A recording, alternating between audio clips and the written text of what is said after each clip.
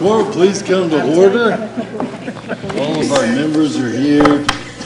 Everybody's raucous and excited today. All right, we got a quorum present. We got everybody here. We got all the legal notices duly posted and the court's duly called. Is there a motion to close the September term? So moved. Second. All right, all those in favor signify by saying aye. Aye. Motion carries unanimously. All right, is there a motion to open the October term? So moved. Second. All right, all those in favor signify by saying aye. Aye. Motion carries unanimously. Bailiff, please open court. All rise. Dallas County Commissioner Court is now in session. For the October 2018 term, the Honorable Clay Lewis Jenkins presides. Please remain standing for the invocation. And an invocation today will be given by a guest of Commissioner Garcia. Thank you, Judge, colleagues, members of the audience. It's my honor to introduce to you today Pujari Shri Bharat Dey, priest of BAPS Sri Samarayan Mandir in Irving. Would you please come forward?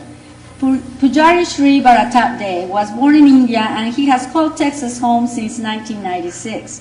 Before serving in Irving, he offered his duties as the priest of the BAPS Mandir in Houston for 10 years. He graduated with a bachelor's degree in pathology and microbiology from Jurat University in India. He and his wife, Sushaven, who has had a degree in paramedical field, have been married for over 32 years. They own and manage 2 pathology laboratories in India before they moved to the United States to serve the spiritual needs of the local Hindu and BAPS community and adhere to the wishes of their Guru, His Holiness Paramukh Swam Maharaj. Pujari Bharat has served in multiple roles at the BAPS Mandir, including serving the deity. Guest is a key contributor to youth and community service activities. Pujari Bharat and his wife live in Irving, Texas, along with their daughter Surta, who is currently studying neurosciences at UT Austin. If you happen to visit the BAPS Mandir, you are sure to be welcomed by him. Thank you, Pujari Shri Bharat Dey, for being here with us this morning. Thank you.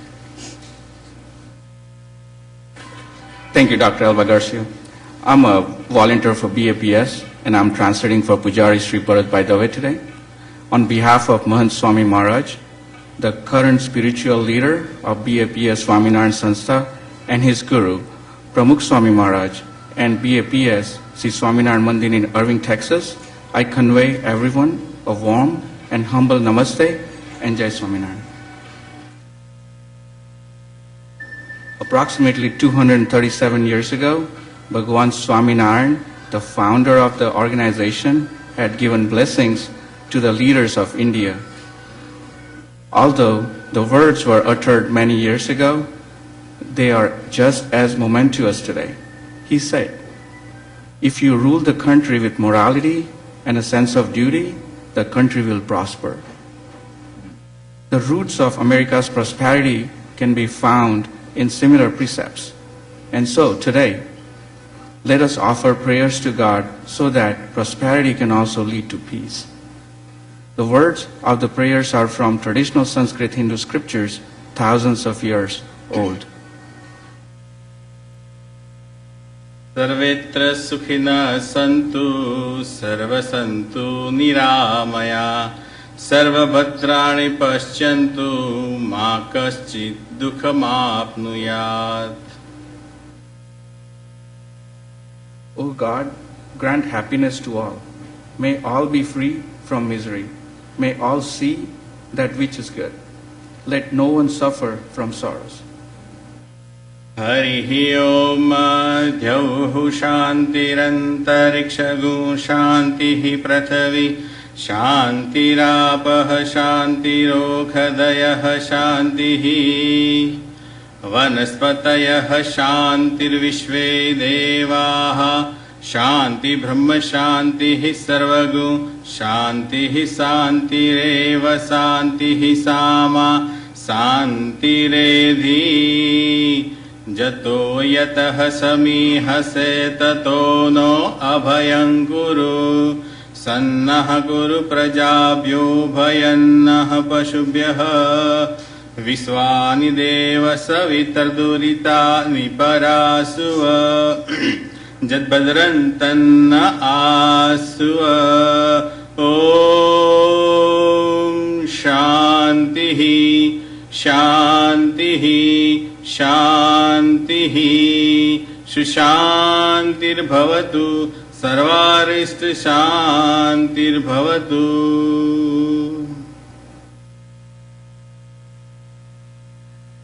May there be peace in the skies, peace in space. May there be peace on earth, peace across the waters. May peace flow from herbs, plants, and trees. May all the celestial beings bring peace. May peace pervade all quarters of the universe. May that peace come to all of us as well. May there be peace, peace, peace. Finally, a prayer on behalf of Pramukh Swami Maharaj, who often says, "In the joy of others lies our own." May all of the members present here today, along with all of their family and loved ones, prosper. May all find peace of mind. May all work for the good of others. Thank you, Namaste, and Jai Swami. Jai Swaminarayan. Thank you. Liberty and justice.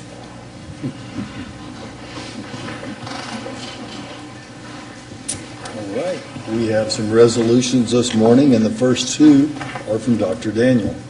Well, good morning, and these two resolutions show the width and breadth of what Dallas County work is all about. I would like to start off with recognition of the National Breast Cancer Awareness Month, and I think there are two people here from the Bridge Breast Network because they do a lot of work. If you'd come up to the center. Whereas each year, the month of October is observed as National Breast Cancer Awareness Month because according to the Centers for Disease Control and Prevention, breast cancer is the most common form of cancer in women, regardless of race or ethnicity in the United States. The Dallas County Commissioners Court joins breast cancer survivors, those who have lost a loved one to breast cancer, the local community, and medical providers in the fight to find a cure.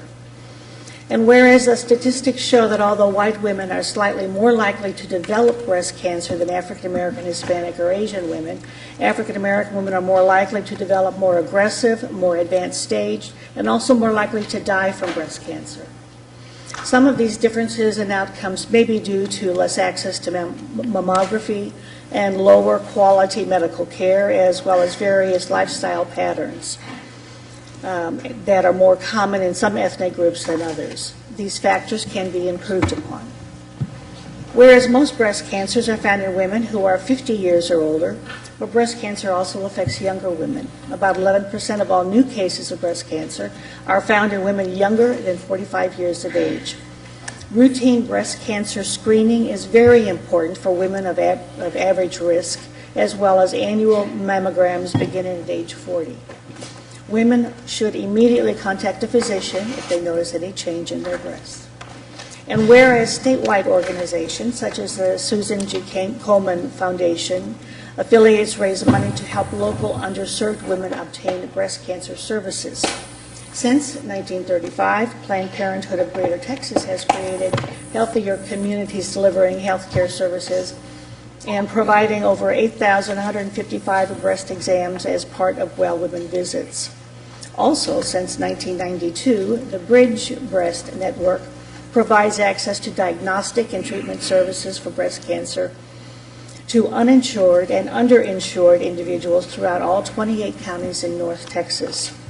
UT Southwestern Mobile Mammography Unit will provide free screenings on Friday, October 12th, 2018, from 8 a.m. to 3 p.m. at the Frank Crowley Courts Building. And whereas Parkland Health and Hospital System staff encourages anyone needing more information to attend its annual Come Together for the Cure breast cancer awareness event scheduled for Saturday, October the 27th, 2018, from 8 a.m. to 1:30 p.m. at Light of the World Church of Christ, 7408 Southampton Road, Dallas, 75232. Now therefore be it resolved that the Dallas County Commissioners Court hereby designates October as Breast Cancer Awareness Month in Dallas County and urges community residents to get regular medical screenings and mammograms as recommended. We will continue advocating for health and wellness and access to medical care as long as the needs exist. And I so move. Second. All those in favor signify by saying aye. Aye. Motion carries unanimously. Thank you very much. And I would like to introduce two women from the Bridge Breast Network. It is Terry Gray and Jennifer Metzger. And it is an organization that I had been unaware of before this year, but it sounds as if you, in fact, are very much in providing the services that we're talking about in this resolution. And thank you, Commissioner, and the entire commission. One of the things I just want to note that we see, the Dallas-Fort Worth area is ranking number 3 in the nation of the number of women with late-stage breast cancer and the number of African-American women that die from breast cancer. That's a statistic in a place we don't want to be. So we definitely need to continue to promote breast health awareness. We're seeing these numbers are about the same for uninsured and insured women. So we're not quite sure if it's just misinformation. Women are really just not sure when they should go and get a mammogram, or if it's just the access and, having services available. So we need to definitely make sure we have more money in Dallas County, because right now there's no money outside of the mammograms Parkland can do to cover free mammograms in Dallas County. And one of the things we don't do, and first of all, I want to thank Dr. Irvin Seamster and Light of the World. They continue to host us each year. I've been with you for quite a few years now. One of the things that's always missed in terms of the whole issue on breast cancer is men. Last couple of years, we've had men who have presented who had breast cancer. And so while we talk and zero in on women, there are a number of men that do have disease. And men, if you feel lumps, just like women, you need to get yourself checked out. Yes, So, Commissioner Price, you are correct. We are one of the only organizations outside of the county hospital that would accept a man with breast cancer who has no insurance. But it continues to be about education, awareness, early detection, and resources. At the end of the day, those are the 4 more important points. If we don't put them together, we will continue to, be the region in Texas with the highest number of early in America. in America, yeah. So it's very much appreciated, the services that you offer along with Parkland and UT Southwestern and the Coleman Foundation, the other groups, to come together and address this. Thank you. Thank you very much for coming. Thank you. Thank you. Thank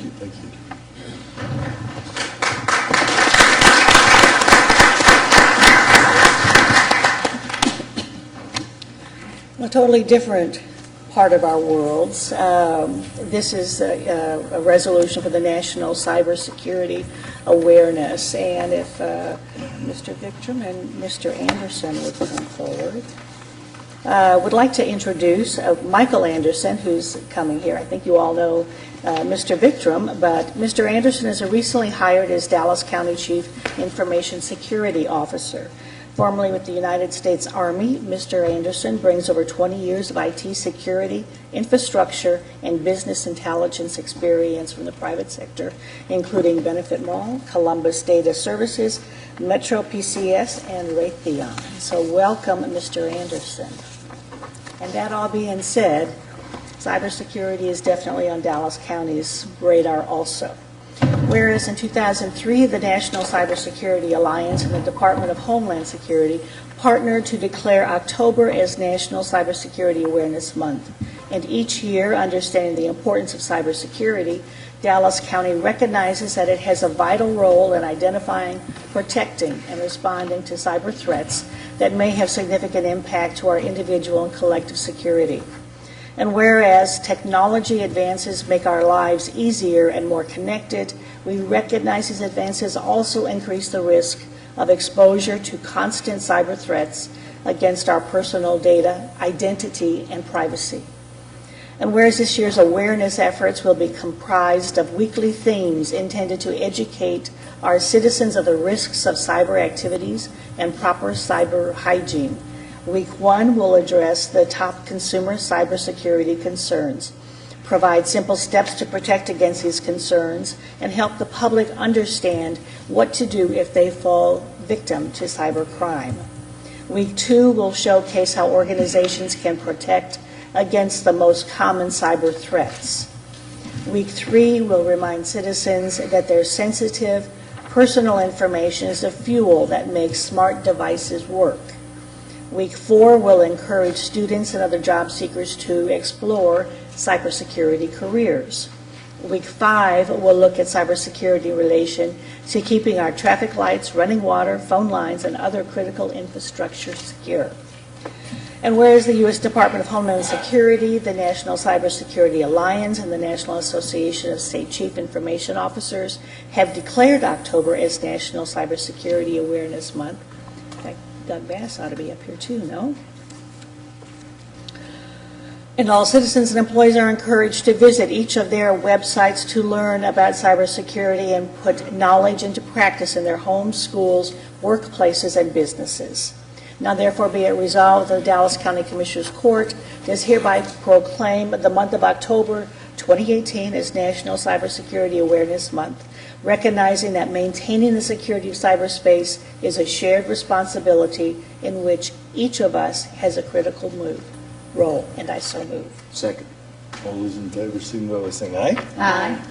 Motion carries unanimously. Thank you. Thank you. I didn't say that. Oh, sorry.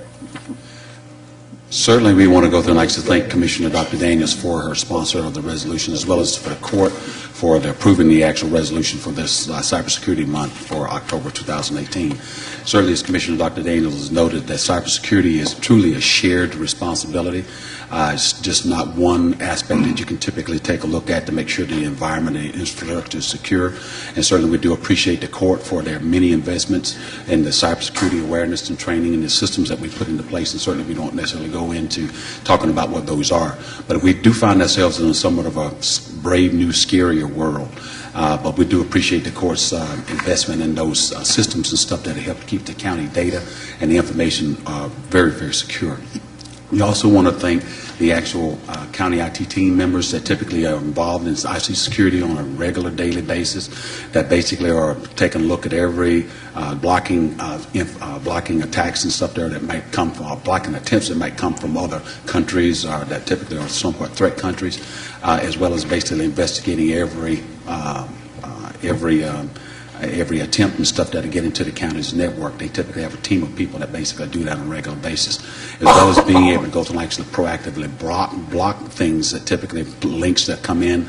The social engineering, we see that typically is still something that's very prominent and stuff that still people disguise themselves as somebody else and then try to go through and actually get you to go through and actually enter in on dialogue with them and then to basically try to compromise information that could be used or exploited. So certainly we are busy, and we thank all of the county departments for their support of the programs in the past. They definitely are very much cybersecurity aware. We want to continue that trend because, again, we have to be right 100% of the time. The people that are trying to break into the network only have to be right once. So certainly and then for that we typically have incident response. So again, thank the court for the resolution, thank the actual staff for what they typically doing to go through and actually help to keep us cyber aware. And we're glad and very glad to see Mr. Anderson on board.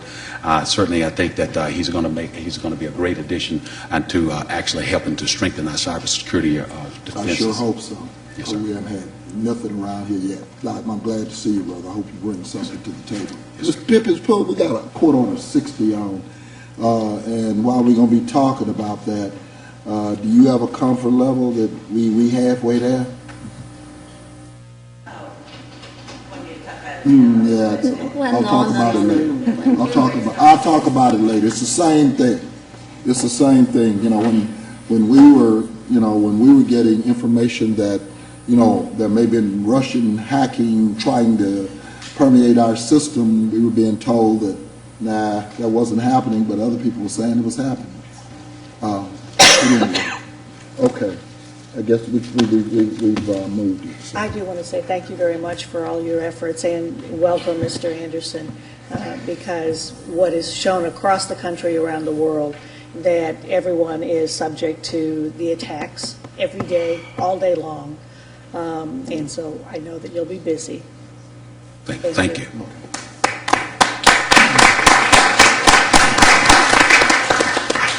Next is Nationwide. I'd ask the delegation from Nationwide to come forward along with, is Evan Hunt's mother, did she make it? Okay, yeah, you're part of the delegation. Come on.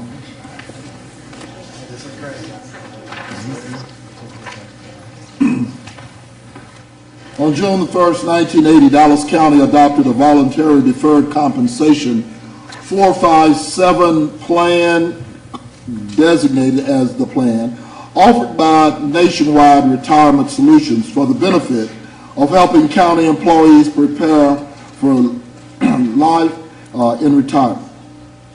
And Dallas County continues to champion enrollment, participation, and investment in the plan through regular communication and offering of group meetings and one-on-one consultations with Nationwide, aligning with local and national efforts to help employees with their planning for retirement. And whereas since the end of 2016, when the county started recognizing October as Retirement Readiness Month, over 700 employees have newly enrolled in the plan. The number of employees that are actively deferring is up to 22%, and the total assets of the plan are up 20%. Whereas Senate Resolution 263 passed on September 22nd, 2015 in support of National Retirement Security Week, an annual effort to raise public awareness of various tax-preferred retirement vehicles, increased personal financial literacy, and engaging the people of the United States on the keys to success in achieving and maintaining retirement security throughout their lifetime. And whereas the National Retirement Security Week is October 21st through the 27th, 2018, and Dallas County, as a sponsor of the plan for county employees, supports continuing to expand the campaign locally for Dallas County employees in the effort to prepare every employee with Dallas County for retirement. Now therefore be it resolved, the Dallas County Commissioners Court, through the passing of this resolution, declares the month of October 2018 as Dallas County Employee Retirement Readiness Month. I so move. Second. All those in favor, signify by saying aye. Aye. Any opposed? Motion carries unanimously. Commissioner Cantrell, this is where you I want do to do the jingle before we the go jingle. forward. Yeah, you do the jingle. Nationwide. On your side. There we go.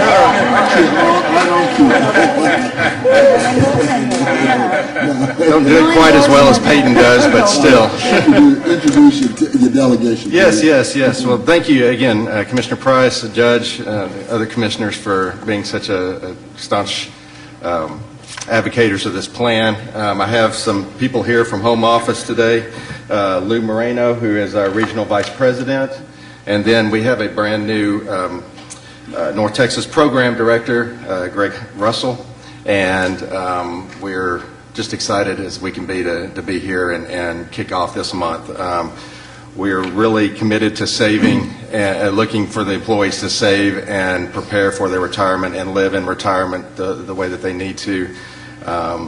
We've had such great support from Ms. Madrano and Mr. Hines in the Treasurer's Office, basically giving us the golden key to see as many employees wherever we can, however we can, and we've got lots of things set up for October. Really excited about the month. We also have Ms. Hines here that we're going to actually present a scholarship to her son. Her son is at Tarleton. Couldn't make it today. He's busy studying. So, but there were 4 winners picked from NACO across the whole nation. They submitted an essay on saving for later on retirement, things like that. I wanted to just read one line here of his, again showing wisdom beyond his years. Establishing a savings and investing plan early is one of the most important actions young people can take to protect their financial future. That's just one of lines that were in there. So very important to have young people like this on board that are seeing it, and we're trying to get to every young person here with Dallas County as well to get them started on the right track. So thank you again for us being here. Commissioner Price, did you? I appreciate the planned participation. I think most of us have read it.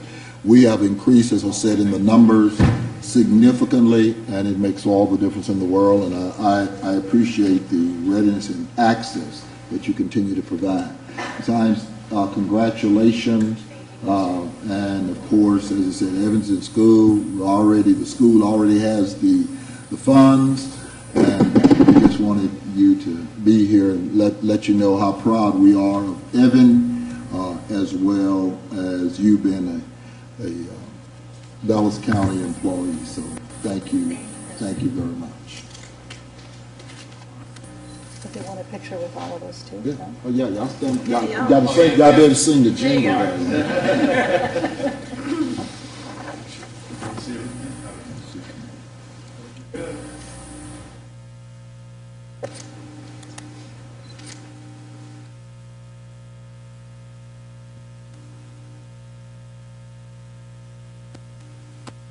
That's my office with the low bid camera. Glad some winners. Thank you. Thank you. Congratulations. Thank you. At least it's a camera. At least it's a real camera. Thank you. Good to see you. Good to see you. Congratulations. And congratulations to you. There you go. I just want to say a personal thank you, because as a single mom and a 10-year Dallas County employee, this really means so much. And I always tell new employees, sign up for Nationwide right away, because I signed up a little late, but it's been the best thing I ever did. Yeah. Thank y'all so much.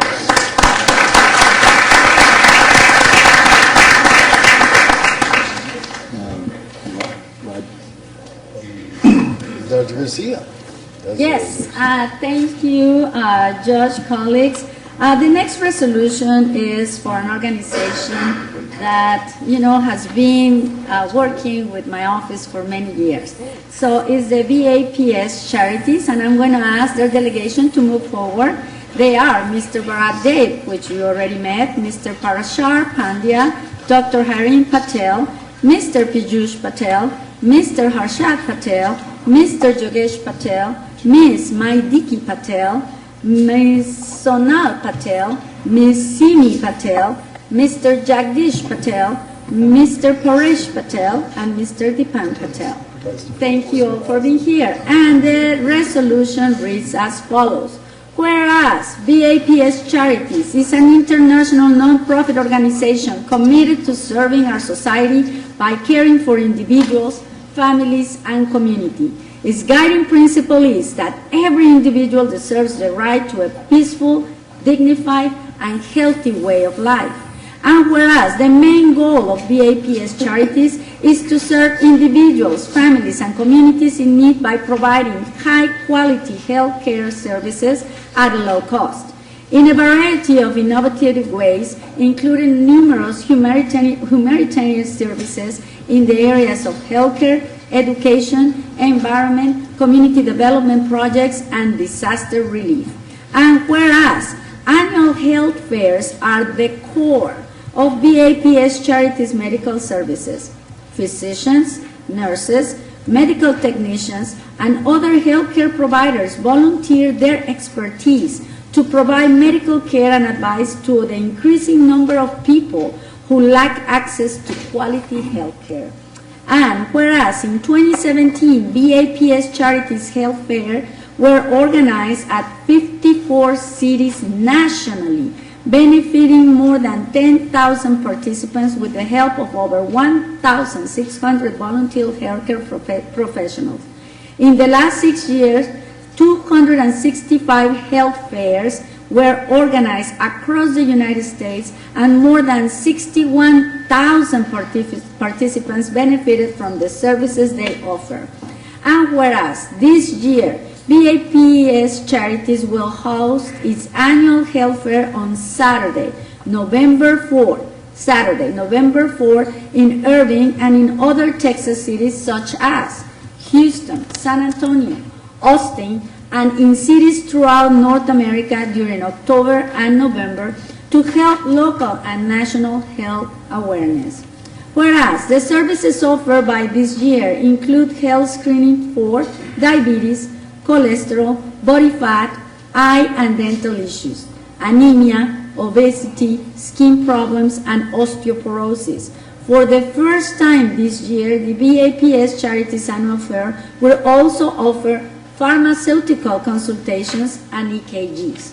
Now, therefore, be resolved that the Dallas County Commissioners Court does officially congratulate and extend warm wishes to all BAPS Charities health fair participants, doctors, paramedics, local community members, sponsors, and organizers and wish them 2018 Health Fair to be an outstanding event like it always has been, with great success. And I so move.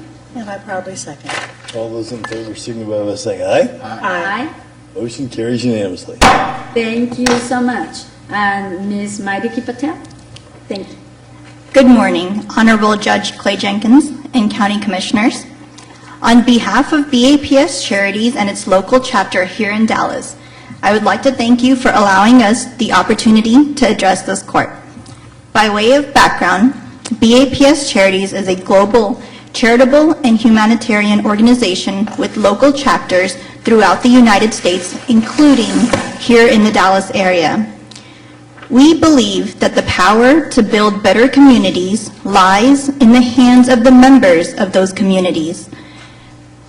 BAPS Charities serves our communities through 5 key areas: community empowerment, educational services, environmental protection and preservation, humanitarian relief, and health and wellness. BAPS Charities holds an annual walkathon, and national beneficiaries have been organizations such as the Susan G. Komen Foundation, the American Diabetes Association, the American Heart Association, and the Nature Conservancy, and others.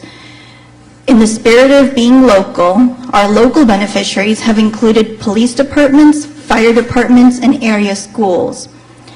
Our health and wellness activities aim to provide low-cost, high-quality health and wellness services in a variety of innovative ways.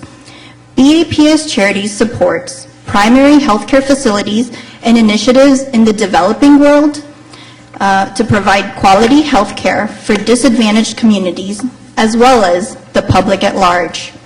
In Dallas, BAPS Charities utilizes programs such as health fairs and health awareness lectures, in addition to blood drives, bone marrow fairs, and health screenings to provide an invaluable resource for healthier living. In fact, Dr. Garcia, Dr. Perkins, and Mr. Shivaramaya are just a few of the local supporters of these health and wellness programs. Last year, over 50 physicians and allied health professionals and 125 local volunteers provided 13 different screenings, including consultations in cardiology, orthopedics, nephrology, ophthalmology, dermatology, dentistry, and many others. We would be honored to have each of you join us on Saturday, October 13th from 8:30 a.m. to 12:30 p.m. at the BAPS facilities at 4601 State Highway 161 in Irving, Texas.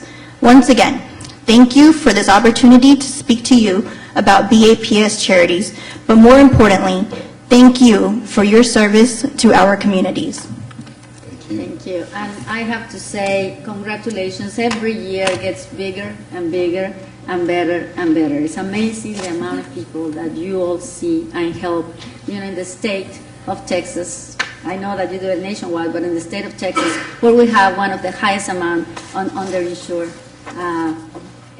people in the nation. So, Thank you, Dr. thank Garcia. you so much, and I know you all want a picture. Would you Yes, like to come that would be forward? great. Thank you. Thanks for your work. I tweeted at y'all at the BAP Charities and also BAP Public Affairs. Thank you so much for all that Your you do. pictures. You also have the best Indian candies. So you can pull it off that.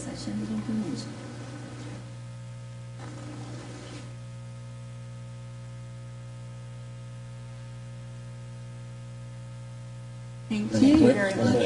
We'll see you in November. Thank you all for being here. Oh, one more. I'm gonna follow her as Thank you for coming this morning, and for all you do. It's very appreciated. Is Mr. Blocker here? Thank you, great job. I was wanting to, and since they were talking about services, I wanted to thank the Seventh-day Adventist Church. We were a little jealous. I did help them work Tarrant County with regards to the recent health. It was a real, I call it a hospital. They put on a hospital. They served 6,800 people, 700 in dental, and they did 124 surgeries. He told Mr. Blocker, in the Tarrant County Convention Center a few days, Seventh-day Adventist Church, told him next year we want that in Dallas, if they're going to be anywhere in the people came from as far away as San Antonio, but 6,800 people, and it wasn't just education, it was services. 700 dental, everything from implants on back, and 124 surgeries. So I wanted Mr. Blocker to understand that I have been in contact with his people in Virginia as well as the local people. We want that here next year. Well, and I have to say, BAPS probably has one of the biggest in Dallas County, over 61,000 people last year helped. And I've been there several years, and you can say, Commissioner Price, that right now health services are so strained that people show up for cholesterol, for basic blood pressure, testing. So, yes, I think that these kind of events benefit the community just to, we talk about educate and create awareness, and more importantly, get them to the right services when needed to prevent the high cost of medical, treatment. So, thank you so much to BAPS. Thanks to, just in case they're streaming, Commissioner Roy Brooks, who is the president of NACA. Yeah. He helped to facilitate that piece in Tarrant County, and they were having a little trouble getting through to the city, so I just want to thank him. Yeah. Judge, Access to health care, and that's what you're increasing, so thank you very much for putting that piece in. Yeah. Yeah, we've got one more resolution, and that is our final resolution of the morning. It's Employee of the Month. So Vanessa Rodriguez and Daniel Macias, if you're here, please come on down. Oh, yeah, we're ringing a bell for y'all. That's how much we love these employees. All right. So hey, y'all. So the resolution reads as follows. Whereas Dallas County employees are hardworking, dedicated, and play a vital role in achieving the goals and objectives set forth each year by the Commissioners Court, most employees perform above expectation and ensure that Dallas County continues to be a regional leader and a destination of choice for residents and businesses. And whereas Dallas County Commissioners Court authorized the creation of the Employee Recognition Program in 2012 to encourage recognition of dedicated employees who represent the best and the brightest of our workforce. And whereas the Dallas County Employee Recognition Program is consistent with the county's approved administrative plan, under which the county seeks to be operationally a model governmental entity. These employees represent the exemplar employees Dallas County hopes to recruit and retain. Now, therefore, be it resolved that the Dallas County Commissioners Court does hereby salute these employees for September 2018 for their respective departments and offers best wishes and continued success at Dallas County, and I so move. And I probably second. All those in favor signify by saying aye. Aye. Any opposed? Motion carries unanimously. We can't do it without you. Thank you so much. Anyone wants to say anything? Just thank you so much. Thank you. Thank you. Well, thank you. Just one quick thing, when we were doing the interview process, there was, I think, 5 of us who all had vacancies within our department. Every last one of us fought to get him. But I pulled rank and said, look, I'm in most need. I've been here the longest, so I won out. And that was the best decision that I ever made, because he has stepped in, just finished his probationary period, but he developed a system to where he get the most done in any given day. And I just thank God for him. All right.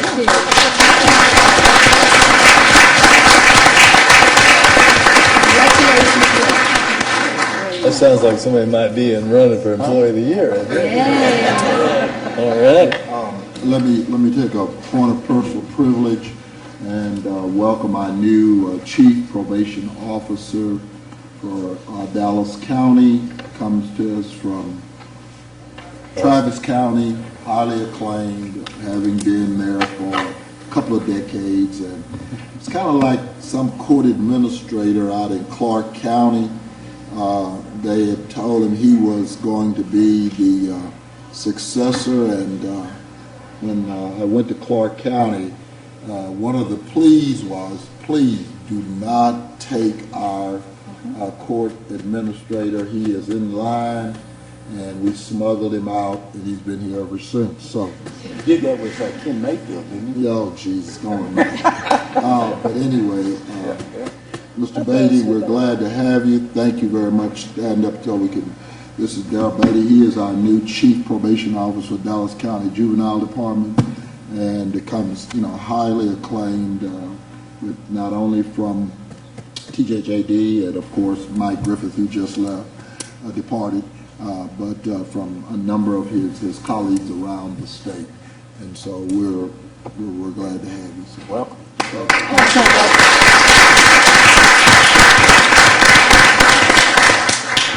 I did my conversing with people around the state too, and he came very highly recommended. People said, no, don't take him. Thank you for coming. Thank you. Big challenges ahead. And today, one more thing, Judge. I didn't think anybody, women, I thought, stop having birthdays after a while. Yeah. Yeah. A long while. A long while? Okay. Well, Connie Jones is still having one. So, Connie, I thought I saw you here today. Yeah, I understand today is your birthday. Stand up, Miss Jones. Stand up. Yeah, she's 29. 29.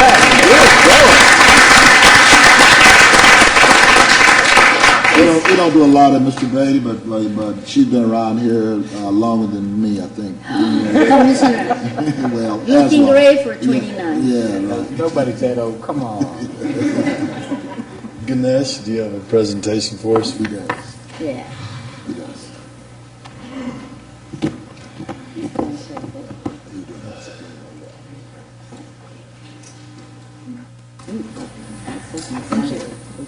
Thank you.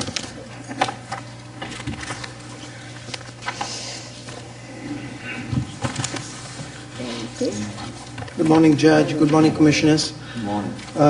We just want to report, we had 2 additional cases of SNL since the last court. One was a case, both were male. One was a 75-year-old male that had the neuroinvasive kind of SNL virus, and the other one had the fever. That second male was 56 years old. The 75-year-old male had an underlying medical condition, and so more than likely they were hospitalized and under watch at this point. We continue our surveillance. We've done close to about 8,000 pools we've processed so far. We found about 180 positive traps so far, identified so far. It's still a little low compared to versus other years, And then we've done about 62 instances of spraying around the areas that we normally spray. We've had 2 chikungunya-related cases. They were both travel cases, children that had traveled to India and then traveled back, and then 1 case of dengue. Again, a traveler from Cuba was diagnosed with dengue fever. Nothing serious, but still something that I want to report to the court. Are you in the pipeline in terms of the alert coming out of the Congo with regards to Ebola? I know you guys were Ground Zero years ago, and I think we put a lot of things in process. Right. But it's my understanding from our sanitation meeting that we have been placed on alert that there are some issues with regards to Ebola again rising out of Correct. Congo. Correct, yeah. And as such, we're beginning to deal with people in terms of travel. One of the questions I put forward, not only asking them have they traveled to the Congo, but have they been in contact with anybody? And I asked them in the sanitation meeting to make sure that they add that to the script. Yes. As to whether or not they've had contact with individuals, because as you know, the last episode Right. was about contact Contact. as much as whether or not someone had traveled there. Right, right. So- I think the hospitals, as standard protocol, I think they do go through those progressive questions. Where have you been? Is it Congo? Those natural countries that Ebola can come through. We've got some false alerts, as you know. Folks that come down with malaria also have the same symptoms.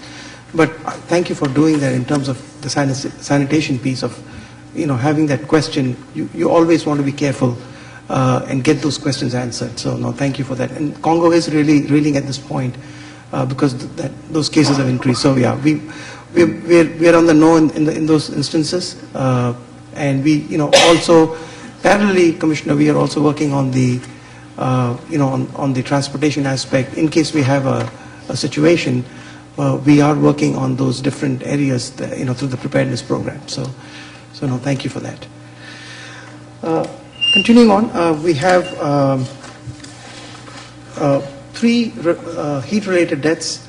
And these deaths happened actually in July, but were reported in September.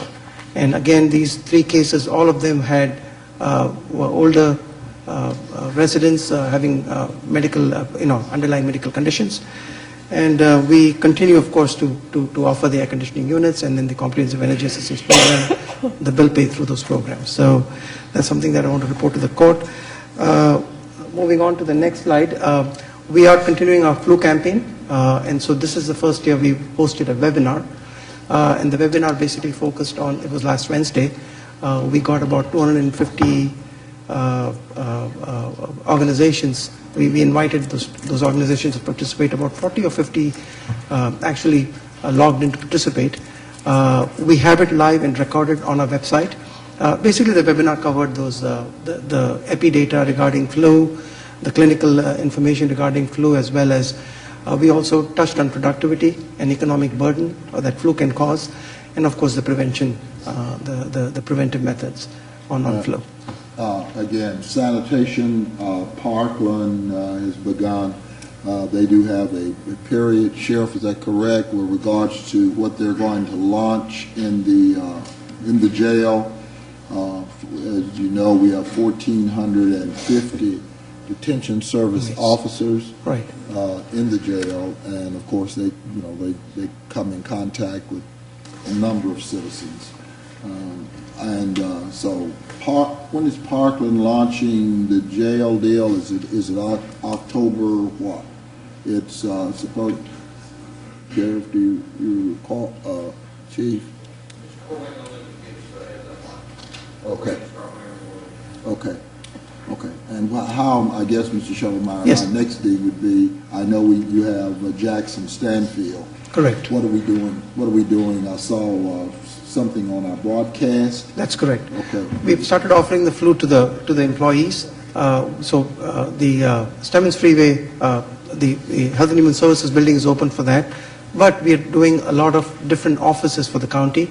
I think you had proposed the jail staff to be receiving those flu shots. So Jackson Stanfield is covering all the different offices. And in addition, I'm having the nursing staff come out and do Frank Crowley, I think October 22nd and 23rd.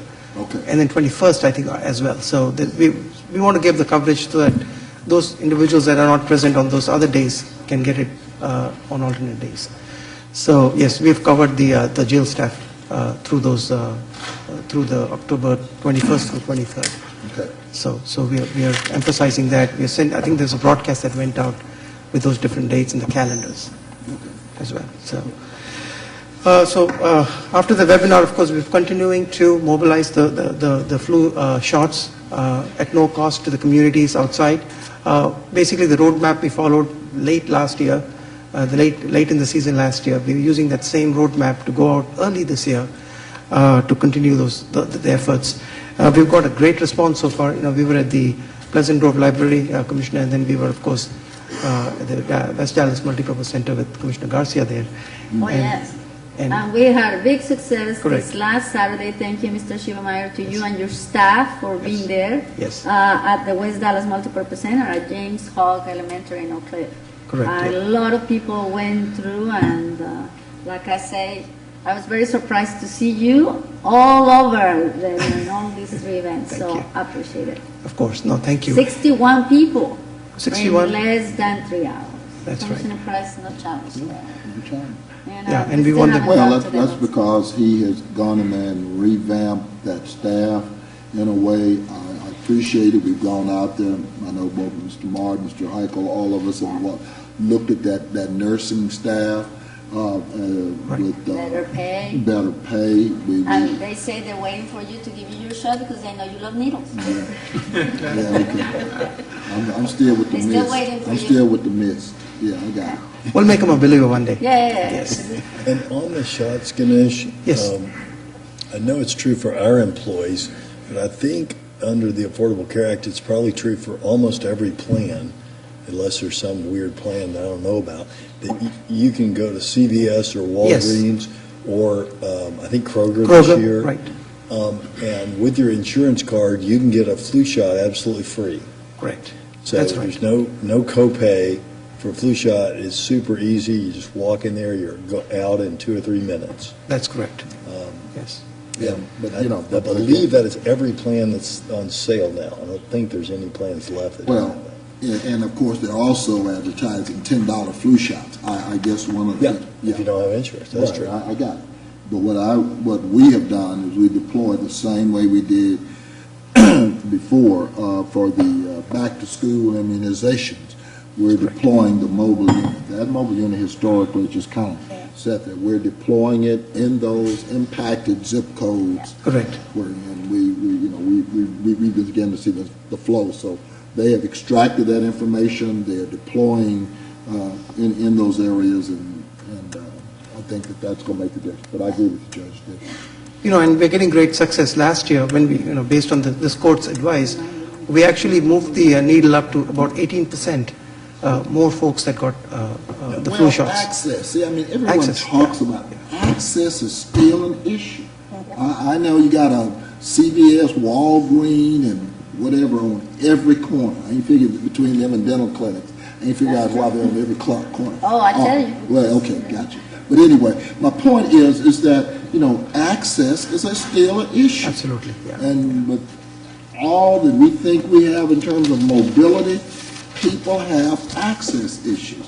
And so when that unit goes into an area and we're able to advertise that they're there, they get access. Yeah, for example, we were at the James Hogg Elementary. It was a very good neighborhood event. So they had canvassed, I think the school, the neighborhood administrator had gone canvassed around the neighborhood, bring those folks in, and we got some success out of that. So those individuals, could come and avail of those free shots because we were there, and then we got some help from the association to canvass those folks to come get those shots. those individuals would not be vaccinated had we not had this effort. So And so we that's, should that's a get value. all of our senior centers. Yes, of course, absolutely, yes. All those senior centers are covered here. We're going to have 13 more events. We've done 6. This is, again, Commissioner, this is an early, we want to catch it early. But we're going to continue throughout the season. So we're not going to stop with these. But this is the first wave, so to speak. A personal story, too, from all around the county, as you're saying, of making the access the key point of you witnessing yourself of moms bringing their kids walking Yes, to correct. get their shots. Absolutely. Because they didn't have the transportation. That's right. And therefore, the community education, first of all, that you're there and doing it, and second of all, that you bring the mobility units, bringing the health services to the people themselves. So Yes. that's very much appreciated in parts of the county where they don't even have the car to get to the shots. Exactly. So, Also, when you get your flu shot, it's important Yes, to sir. remember, you're not just getting it for you. Like this year, when Elba and I go get our flu shots, I'll be getting my flu shot for me, but I'll also be getting it because 2 good friends of mine are pregnant right now. And so it's a good idea to have your flu shot if you're going to be around pregnant people. My mom's 86, and so I get my flu shot because I'm around a senior citizen. So it's not just about you. You may feel invincible, but if you're around anybody who's not invincible, and by the way, you're not invincible, but if you're around anybody that's not invincible, get the flu shot and protect them. yeah. One more thing, Judge, anyone that has a underlying medical condition, diabetes, asthma, hyperlipidemia, any chronic condition, they're well advised to get it. And let's remind everybody that it's not too early, Mr. Schumer. For Yes. whatever reason, people think we're too early to talk Right. about flu shots. Right. And it is not. Not too early. You know, we want to remind everyone that right now is a good time, that we have 3 different strains in the vaccine, that we believe are going to be the most popular ones. So it should be effective if you've been taking it, and even if you haven't. The shield So- before they start shooting. 80,000 people There you go. transitioned last year as a result. of That's right. flu. That the flu kills more people than many other diseases. Thank you. Thank Thank you, you, Mr. Shivamani. These are good days. Thank you. That's All right. Let's talk judicial management. Okay, where are you? Mr. Steele, you want to come forward?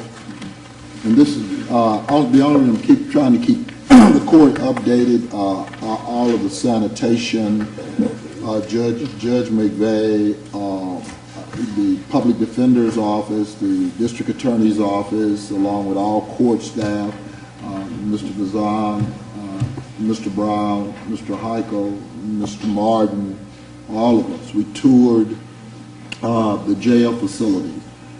In terms of everything, this is not just a presentation for where pretrial is. This is about physical as well as fiscal, what's going on, and the constraints we have within that facility.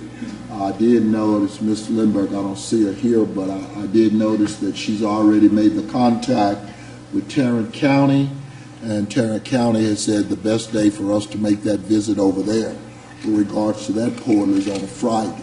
Apparently their magistrates work on a 4 10-hour day, and then on Fridays, they make them, so I don't know if you've seen that yet, but we're going to be working the plan there.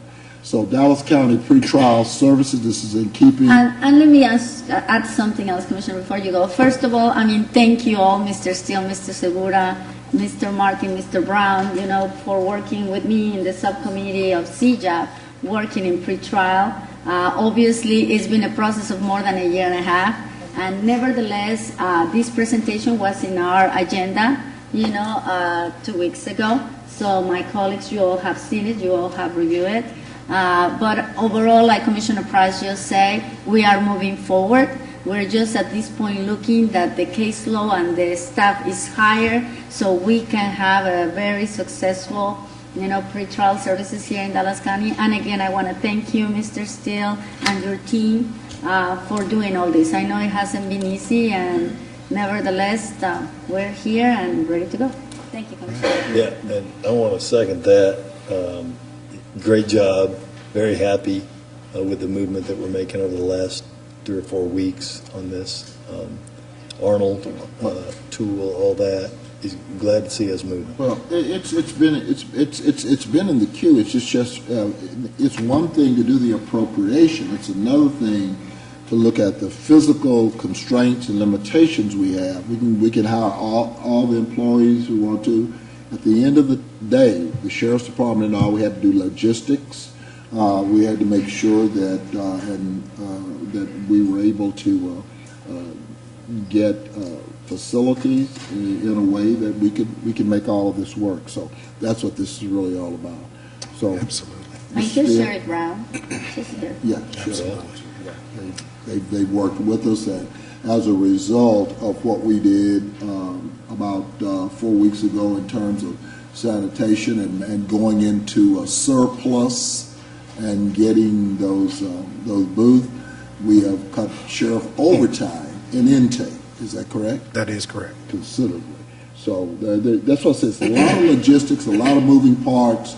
The city of Dallas has done some walk back on some space over there, but we walked yesterday, and everybody came to a conclusion that we're going to be able to make the physical plant work. And so, thank you, Mr. Bazan. So, okay, go ahead. Judge Jenkins, Commissioners, thank you all for this opportunity to bring you up to speed with what's going on with pretrial services here in Dallas County. We did present this PowerPoint to you back in July, but there have been several updates. This is a very fluid process, and a lot of changes are happening as we speak. As you can see, our mission statement, we are here to enhance public safety, and we want to make sure individuals that are out on bond are getting to court and being in compliance with their conditions. Our current org chart looks like this. We are a division under CSCD, under the direction of Mr. Saeed, and that's our current structure. Yeah, well, I'm good. Yeah, because it's changed. And moving forward, we anticipate increasing our intake assessment unit by 9 additional staff to get 24/7, and then bringing on a training specialist. Because of course, as department grows, the need for training opportunities, other funding resources, as well as just assistance in the overall management of the program is necessary. Since July, we have added the 6 intake assessment techs, which are now covering 2 shifts for 6 days a week. So we are covering Saturday mornings, as well as Monday through Friday, 7 to 11:30. But note yourself, don't get arrested after Saturday morning on a weekend. Now, we're coming on strong. We're going to have 24/7 here They soon. should be taken care of, Judge. And a lot of and this is just going into some historical information, but also bringing light to the different units that we have within our department.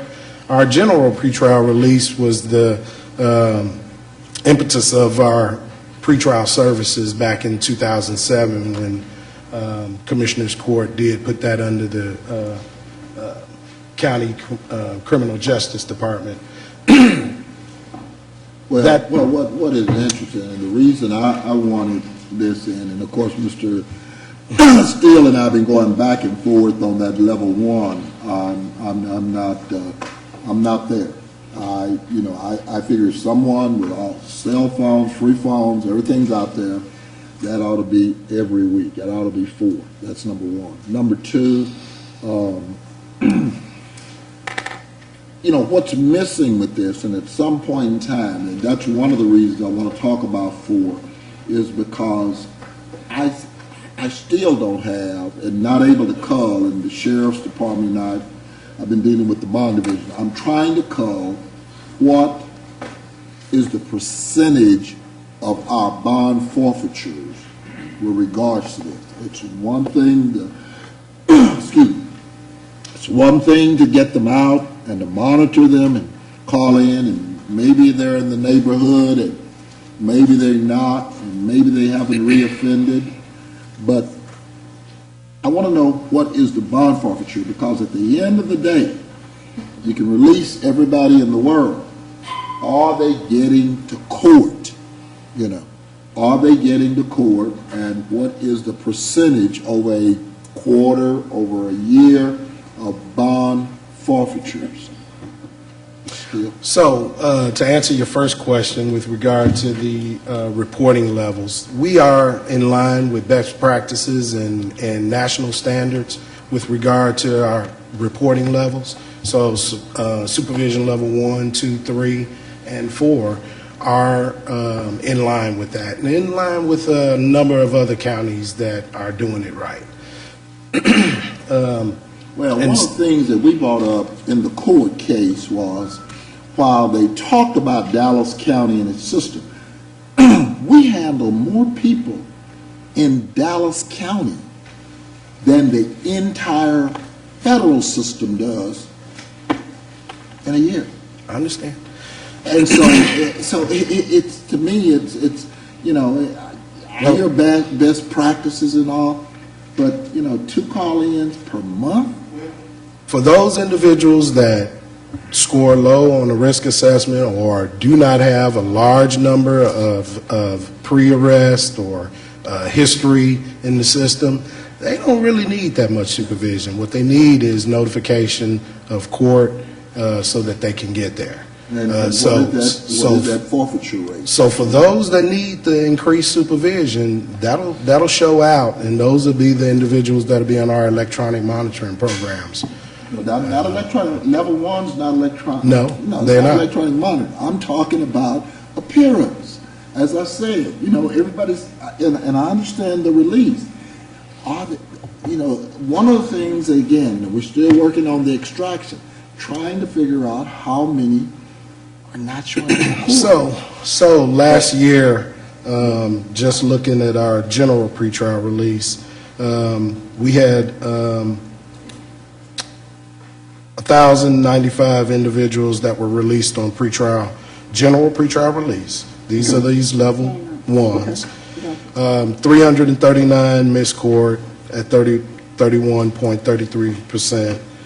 419 arrest warrants were issued. So 38%. You got 339. So you had a third miss, and 419 did what? And 419 were arrest warrants were issued out of those. So 38% is what we're having on that no-show.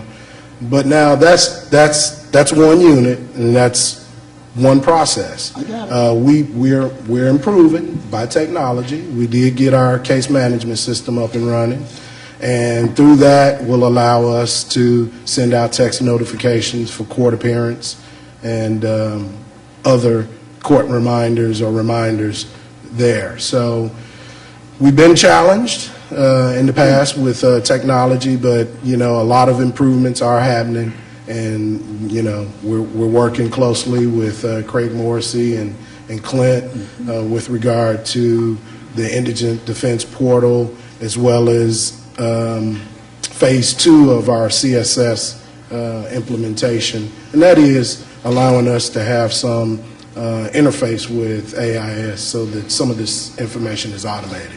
Because right now, staff is having to input that. Well, 38% warrants, again, goes back into a warrant file, and again, I'm going to keep, I understand you're tired of hearing this, but we got 100,000 warrants. Sheriff Brown tells me at least 66,000 of them, you know, may have no duplication. So we got 66,000 warrants.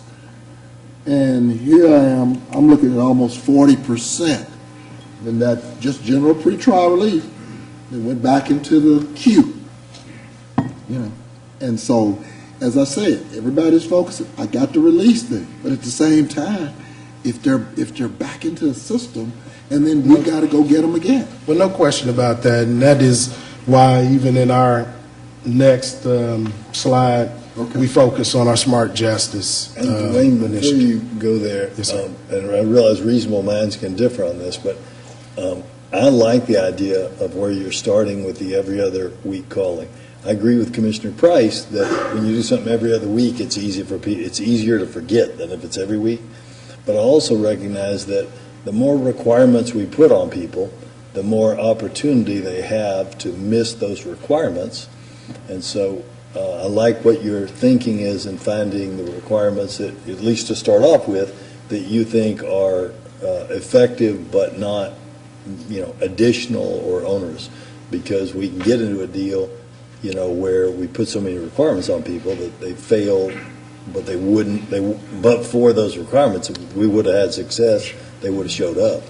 Well, we've definitely tried to set that matrix in line with others that are doing it, and But then you'll be keeping us apprised, very regular assessments of how it's all working, to see if in fact it does need to be correct. or decreased, or being aware of those kinds of things, right? Correct. And we'll adjust as we need to, but for now, we're comfortable with the matrix that we've put in place. With regard to our Smart Justice unit, this unit comes from a grant, a Caruth grant, to address individuals that are coming to our jail with mental or behavioral health issues. And what we've done is, through that grant, has been able to add 10 staff through that grant, 5 the first year and 5 the second year. And so that is being very successful, because what we're doing in that area is trying to actually get people linked to services so that we don't see that revolving door. Now, do we find that we have a lot of issues out of those individuals? Absolutely. But we go into that prepared for that and understanding that.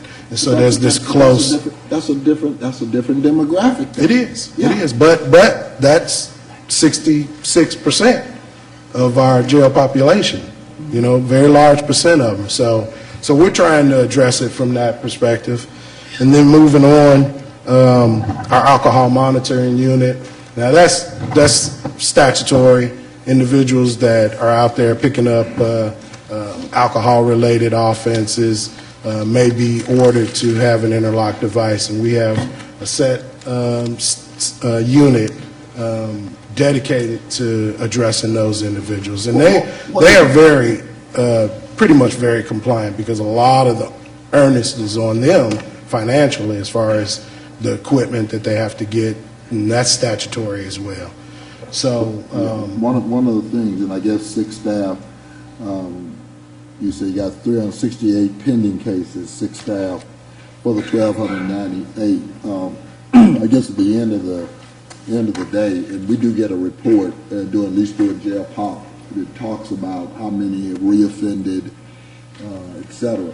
One of the problems here was, have we compressed the time of notification to the court? absolutely. Okay. Absolutely. That was the issue. That was an issue when I first came on with pretrial services. We bulldogged that with the 3 staff that we had. But now that we have 6, those notifications are very timely. Very timely. And with the 368, the help of the automation through CSS has definitely helped to streamline that process. So, I had a question about this. yes, ma'am. When you're talking about the 368 pending cases, and that being, the ratio that is to the 1298, is that a relatively regular relationship of the number of pending cases to the number of active cases? Absolutely. It's been amazing, but over the past 3 or 4 years, that 1298 has not changed much. It goes from 1250 to 1300. That's it, and then back down. And then We've been as high as 400 plus with our pending cases, but those are individuals that are either still in jail, waiting to be bonded out, and/or individuals that have been released from jail and are within that 30 days of their requirement to have that interlock device. Go ahead, I'm sorry. And one of the things I did not, and we walked yesterday, and I want to apologize to you, Ms. Petrie, because we were talking about magistrates. We had Judge McVeigh there, we had the public defender, we had district clerk, we had everybody, I mean, not district clerk, district attorney, but you have the magistrates in terms of the clerical responsibility. You have dual deputation. I guess, Ryan, I'm asking. When we did a lot of walk yesterday, we did not, other than where they were, did we, I just remember early on her saying that she was reassigning some of her civil people to assist with this magistration process. Have we gotten with, am I correct, Ms. Petrie, or am I off board? I'm sorry.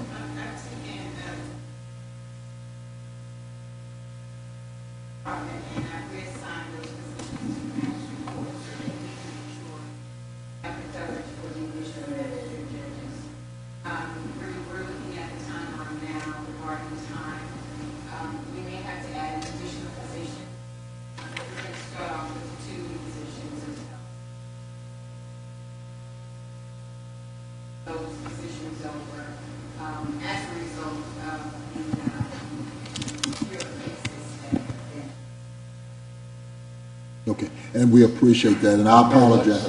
Yeah, thank you. We appreciate that. I apologize yesterday when we did that tour. I think we were trying to take into consideration all of the needs and all, so but thank you for doing that.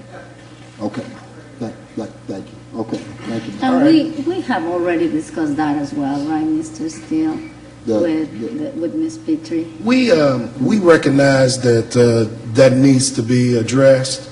We haven't gotten into deep discussion about it because we don't know what that's going to look like at this point. So we'll see. Okay. Moving on, Ryan. So our electronic monitoring unit, we have 7 staff that operate, monitor individuals that are released on. Now these are our high bond individuals, Commissioner. These individuals are required to report weekly, and their activities are very tightly restrained and movement monitored on a 24/7 basis. So we are seeing a lot of increase there. You know, a couple of years ago, we almost couldn't get any cases. Now all of a sudden, Midland County. Now we're at 205 and a number in the hopper. So we're doing good there.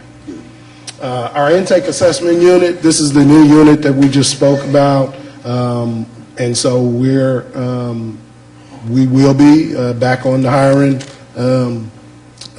platform here.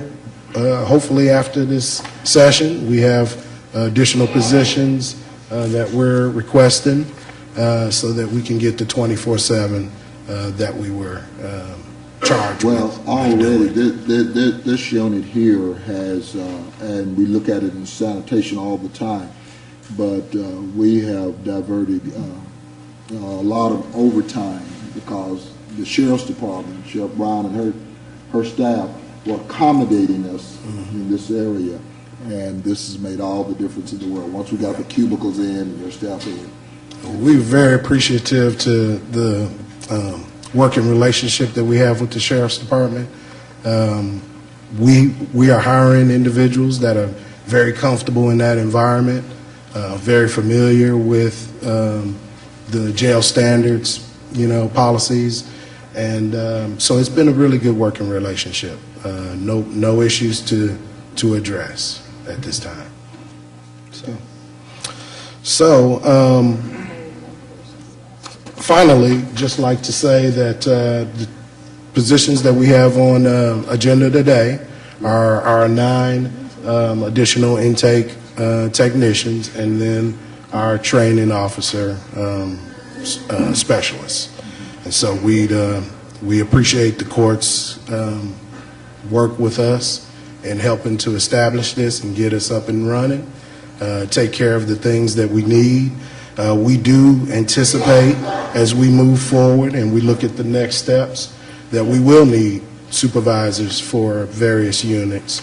We will need additional electronic monitoring because I see that unit's population growing the most at this time. I have a question, if you go back to that Yes, ma'am. last slide.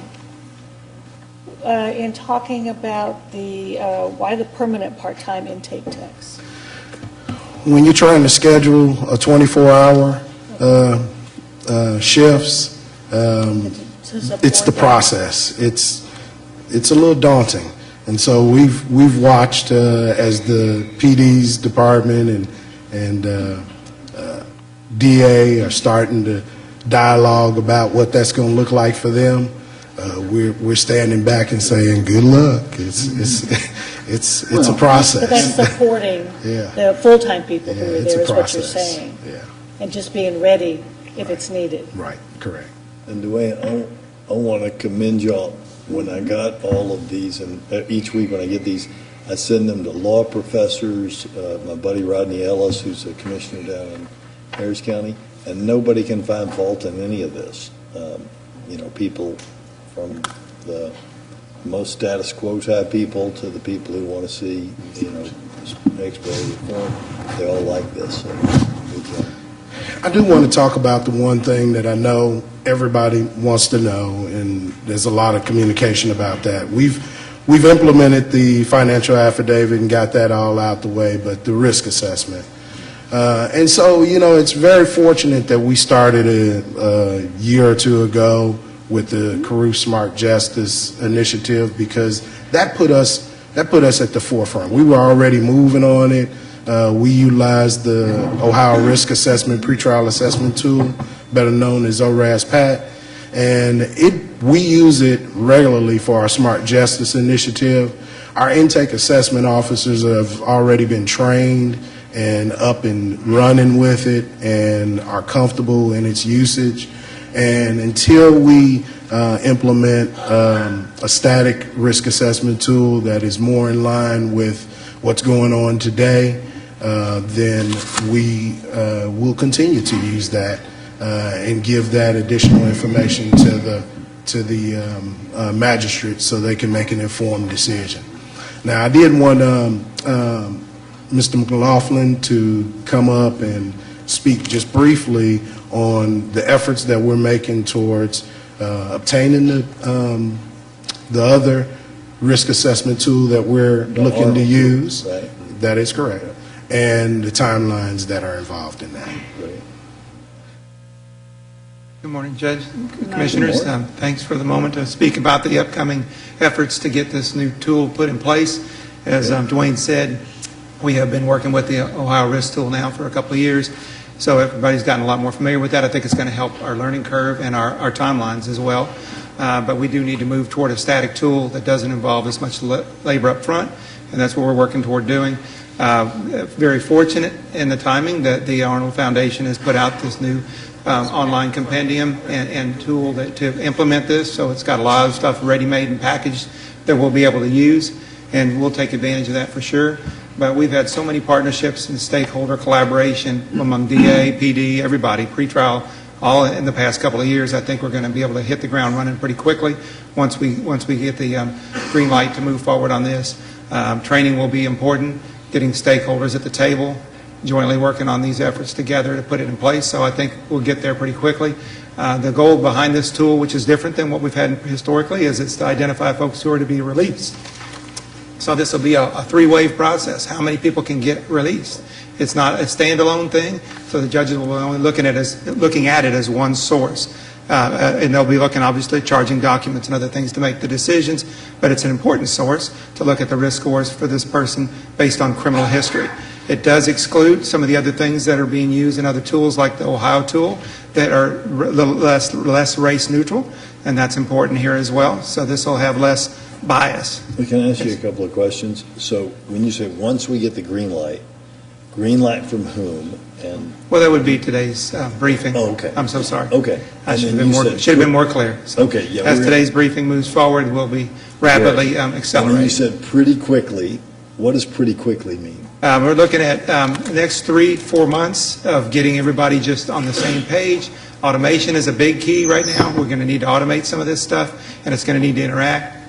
So I've been communicating with Stanley and some of his team already as to what this is going to take to move that forward as well. So fair to say it would be in use and planned it down, say, 1st of February, or what's, no? You're shaking your head. It's going to be 6 to 8 months total to get converted, so we're going to have to use the Ohio tool so we can make sure the judges have something useful in their hands in the meantime. So it's going to be a little bit challenging because we're going to be maintaining what we have while we convert to the new stuff. So you said 3 to 4 months, and then you said 6 to 8 months. I'm sorry. What's 3 to 4 months? The 3 to 4 months is just getting everyone to getting pieces in place to begin to prepare to use it. We won't have had all the training completed by that point. So trained is 3 or 4, and then implemented is 6 or 8. Is that fair? 6 or 8 total. And that's optimistic. It may take a little longer. Some jurisdictions have challenges moving forward, but if everybody's really pulling on the same end of the rope and working together, we can do it in 6 to 8 months. You mentioned at the Criminal Justice Advisory Board when this was presented that we will be by the end of the summer of next year. Is that what we communicated to the Criminal Justice Advisory Board? Yes, Commissioner.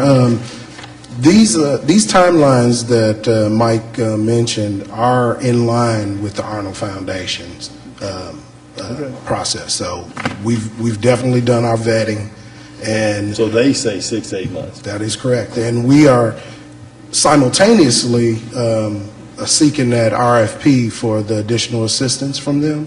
However, they say, you're still eligible as long as you don't start using the tool. Well, they're looking at maybe March or April before they make a decision on the 10 jurisdictions that get that support. And we're thinking we might be moving ahead. How much money is that? What is the value of that? Well, it's going to be a lot of help, actually. It can No. I mean, I'm talking dollars. Monetary. Well, first of all, the $35,000 that required to validate the tool that will happen in 2019 late, that would be eliminated. They would be able to validate. That's a part of the RFP to validate it for us at no expense. A lot of technical help that we might have to go out to. There is some technical help we may need, and that's in the briefing today too. That there may be some technical assistance. We're not going to wait on that. If we're ready to go, we're going to go. No, exactly. So we're anticipating the opportunity to participate. We're going to throw our hat in the ring, but we're going to keep moving. So that's the goal here, is dual tracking this process. Is that a continuation of the Caruth? No, Commissioner, that's part of the Arnold Foundation. That's an independent From the grant. Arnold, okay. From the Arnold Foundation. They're going to pick 10 jurisdictions to. I think what we're basically saying is that, they're basically saying as long as we don't use the tool before that, our position is if it's 35, 50,000, whatever, we move on. Exactly. This is an opportunity to see if it times out. I think it's possible it might time together. So if we got our hat in the ring, we can have that opportunity. If we move on and we're further ahead and we can do this without them, we'll keep moving. But I do want to say this. The reason why we mentioned the fact that we had already come out the gate with the ORAS PAC, we're not going to be stopped from giving the judiciary the necessary tools to make an informed decision. So we're ready to roll now. Yep. Just for the quarter number 3 is for the 10 staff for pretrial. Quarter number 4 is for the PSA pretrial risk assessment tool. And quarter number 6 is the add to 14 staff, 4 full-time magistrates, 4 DA, and 6 PDs. According to Mr. Brown, that's about a $2.9 million total. So it's close to $3 million. And we're not done. So this is going to at least get us started so we can go to 24-hour intake and get this tool. Well, we're budgeted full to this point. Thank you. All Thank right. you, We Mr. appreciate it. Okay. I appreciate all What your did work. we budgeted about two, what did we budget? We set aside the $2 million, but you spent that on the additional pay raise, so this will all be coming out of unallocated reserves effectively. All right, thank you all. Thank you, and I, You just had to get that in. I call it well, we had, No, you thought didn't, you about, missed it. no, we have thought that we might have to go there, didn't we, Mr. Brown? When we start meeting about this, we knew that could happen. I also want to encourage everyone, and I know Mr. Canales has been doing all the minutes to distribute them as well with the preview that we will continue to give to the Commissioners Court. And everybody that might be impacted by this, I encourage you all, department heads, to get involved. Don't wait until we call you. Well, as I said.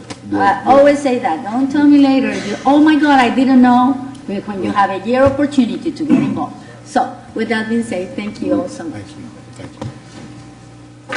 All right, thanks,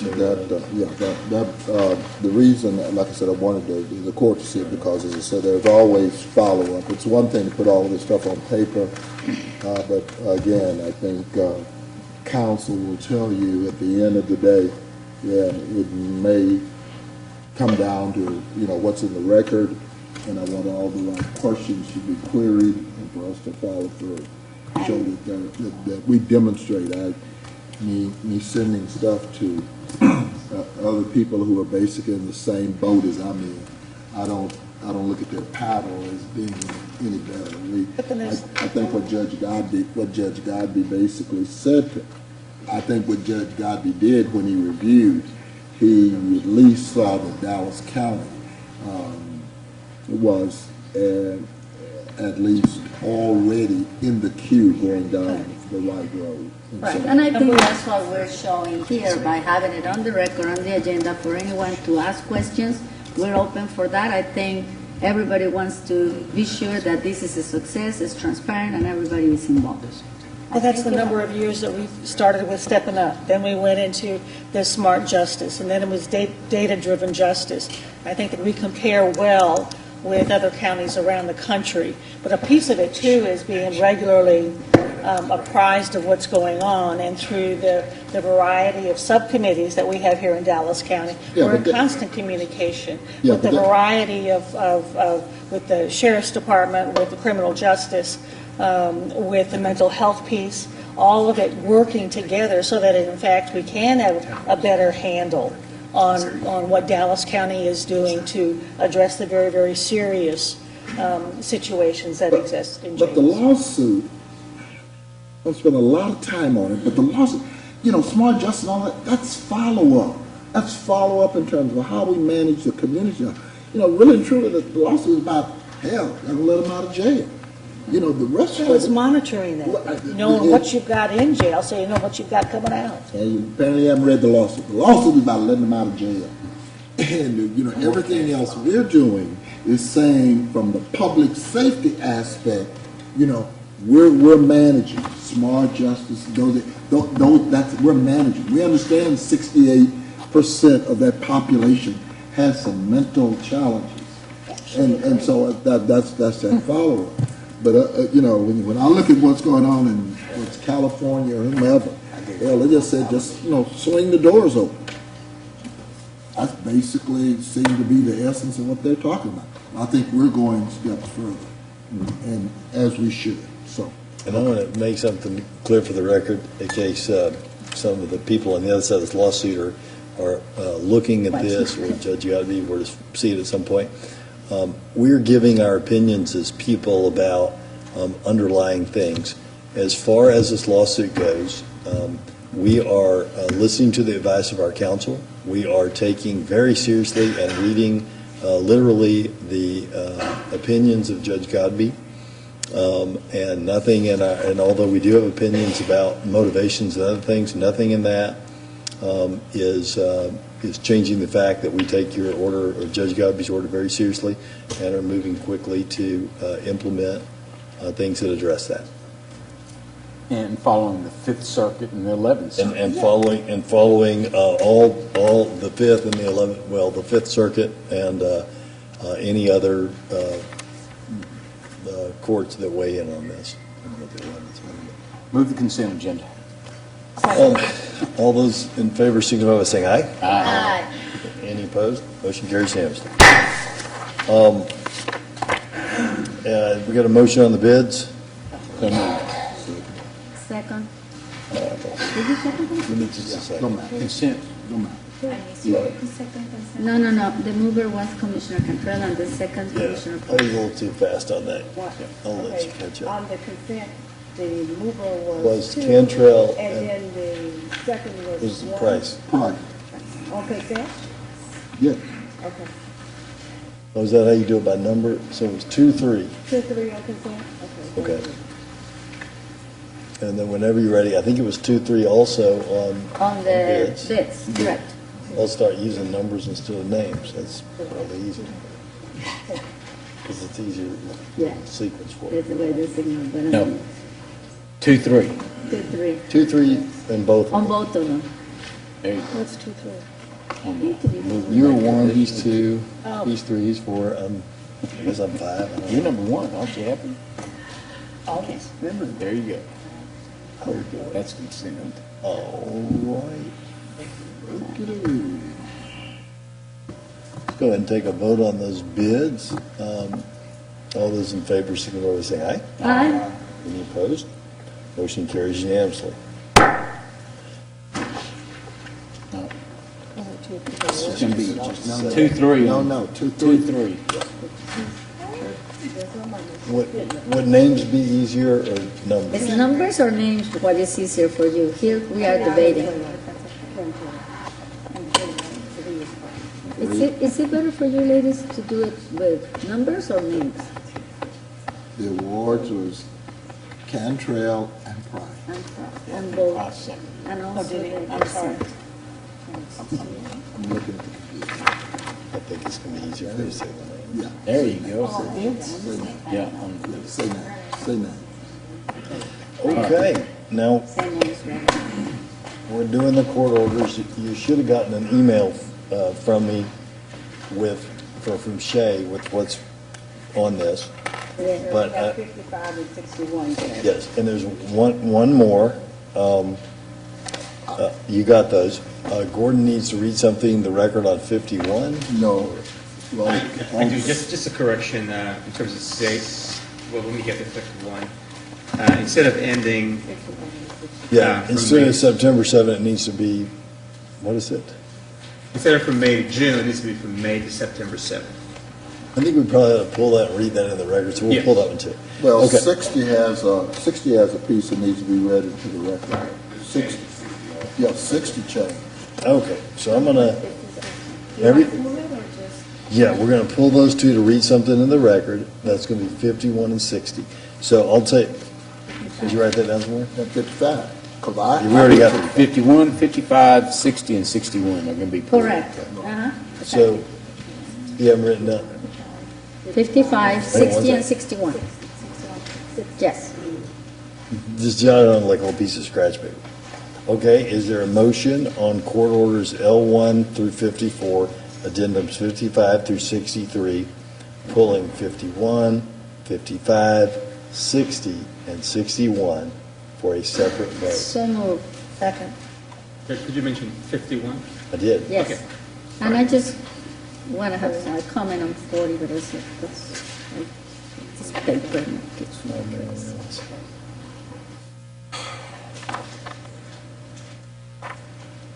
All right. How we doing? Oh, we good, okay. Well, I guess we're ready then. Let's take comments if anyone has any on court orders. Well, I just want to say on agenda item number 41, I want to thank Mr. Bazan and facilities for moving this forward. You know, looking forward some of the restoration of All Red. I know Commissioner Daniels, you were very interested in that. And believe it or not, slowly but surely we're moving It forward. happens. It will happen. Trust me, I promise you, and it will happen. Thank you, Mr. Bazan. Thank you to Mr. Martin and the team. These historical buildings do offer their challenges, Yeah. but it is glad to see that in the end, the state and the counties and everybody else can work together to get a new roof on Old Red. Thank you. I want to commend Pauline Madrano and Charles Price for pulling up and looking at our 457 plan. That has not been bid out for, gosh, many, many years. I mean, what is it, 20, 30 years or something? Some insane amount of time. They're looking for ways to give our employees more choices and to have more competitive fees, and that's a great thing. That's going to drive more people to take advantage of a great program, and so I want to commend y'all for that. And I I did- also, oh, I'm sorry. No, no, go ahead. I didn't finish it. Oh, I'm sorry. That's okay. I also want to commend the purchasing department, for working with the SB and looking into all the different changes and extensions for minority participation. Thank you so much, Ben. October 4th is going to be real key on this, these bid openings. It's going to be interesting to see. I want you to understand that between crushed stone, what's happening on asphalt, I know nobody else probably has to care because they don't have they don't have to build no roads. I have to build it. And crushed stone, this industry is killing me. Concrete is killing me on crushed stone. But that contract ended on the 30th. I thought it ended on the 15th. It ended on the 30th. I did put all my cities on notice for a 20% increase. I'm hoping it can come in more 10, but I put them on notice of 20%. But this industry, and I think Ryan heard me say yesterday, I think government has got to figure out where we are in terms of having to deal everything with workforce to products. And I said yesterday, one of the biggest problems we're having now with CDL is the fact that the Walmarts of the world are running regional logistics, and they're paying CDL $63,000. And So that little 1%, a couple of weeks ago, I'm just saying what we're up against. And the same way with materials. And FFE's paying 85 down in Lancaster, and it's $16 an hour starting for the Walmart Logistics Center. So we got some real challenges. I understand that in the industry there's $12 billion worth of construction work in this region. 12 billion. And so I understand what's happening with crushed stone and asphalt. Excuse me, we're having trouble. And so I really, no sooner than you open those bids, I want to see if we got anybody, hopefully, and see what the price is. Okay? Just wanted to comment on that. Oh, one other comment, and I know, Ruby, you emailed me back that we're going to be addressing this. Some of the things that we're doing in small business that we're going to address, I think, I noticed that a bidder on one of our contracts was a minority, or was a small business, and somehow they didn't qualify for the points because the way we've written it is you need small business subs, but if a MWBE or if a SBE is willing to do the job, that's like 100% to me, right? I mean, you're talking about a dude that enjoyed algebra so much in the 9th grade. My coach said, let's try it again in the 10th, right? But even I get this, if it's an MW or it's SBE bidding on the work, right, that's 100%. So we got to fix that. So if I'm a MW or SBE, why do I need to get subcontractors to get to 40 when I'm already at 100, right? And there's a few things like that. We're really looking to help SBEs, things like that. I think it'd be good to revisit that.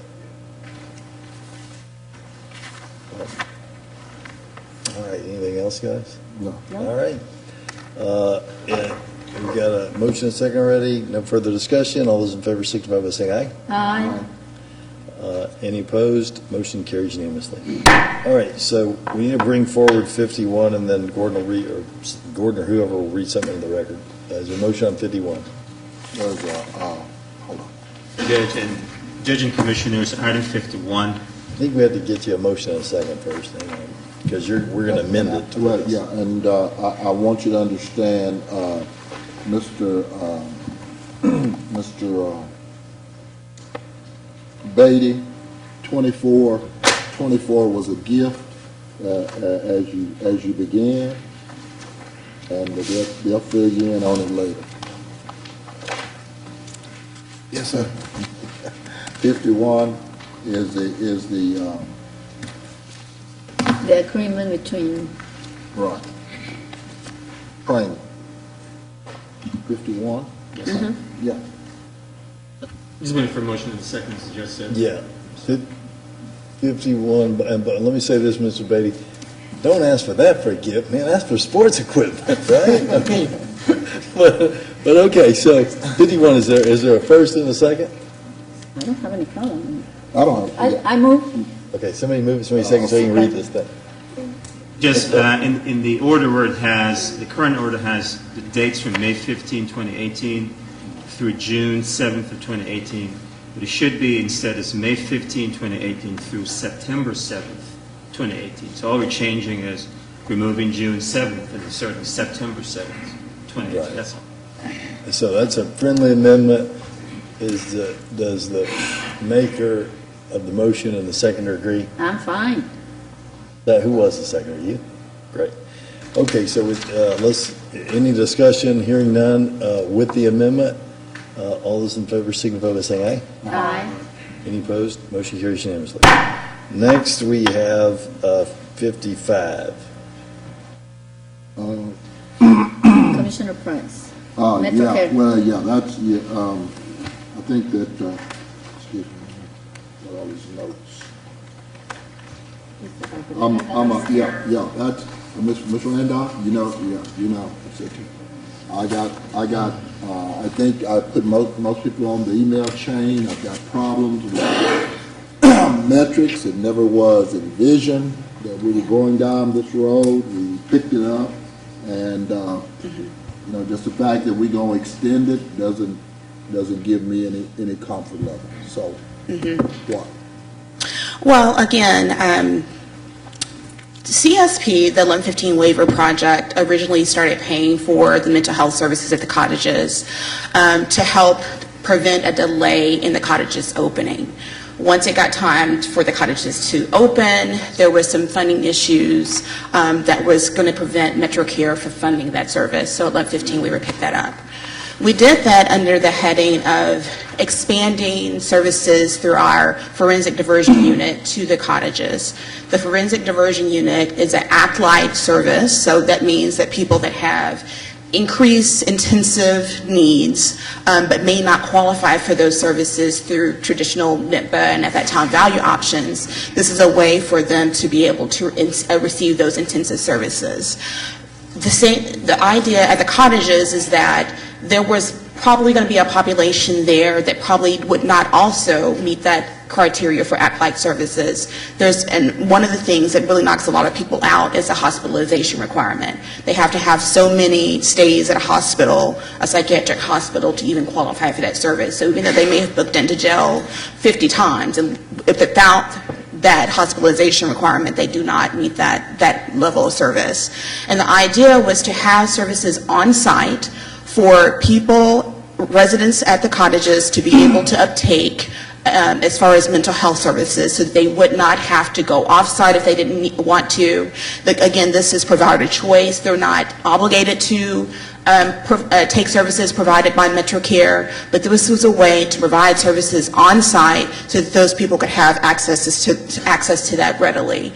And so we've been funding this project or these services for the last couple of years. To date, we've spent about $1.1 million on this service, and this contract extension that's before you today is for a 6-month extension. As the 1115 waiver, as you know, is coming towards an end, we are having to think about and look about all of our expenses through that initiative. And so I've sent a couple emails to each of you, and I look forward to talking with you a little bit more about that. But pretty much all we have asked MetroCare to provide is make the behavioral health services available to clients. We have not had any performance metrics that tied to that. We do ask them to provide information on a monthly basis on how many people were served, what types of services they used, and that kind of thing.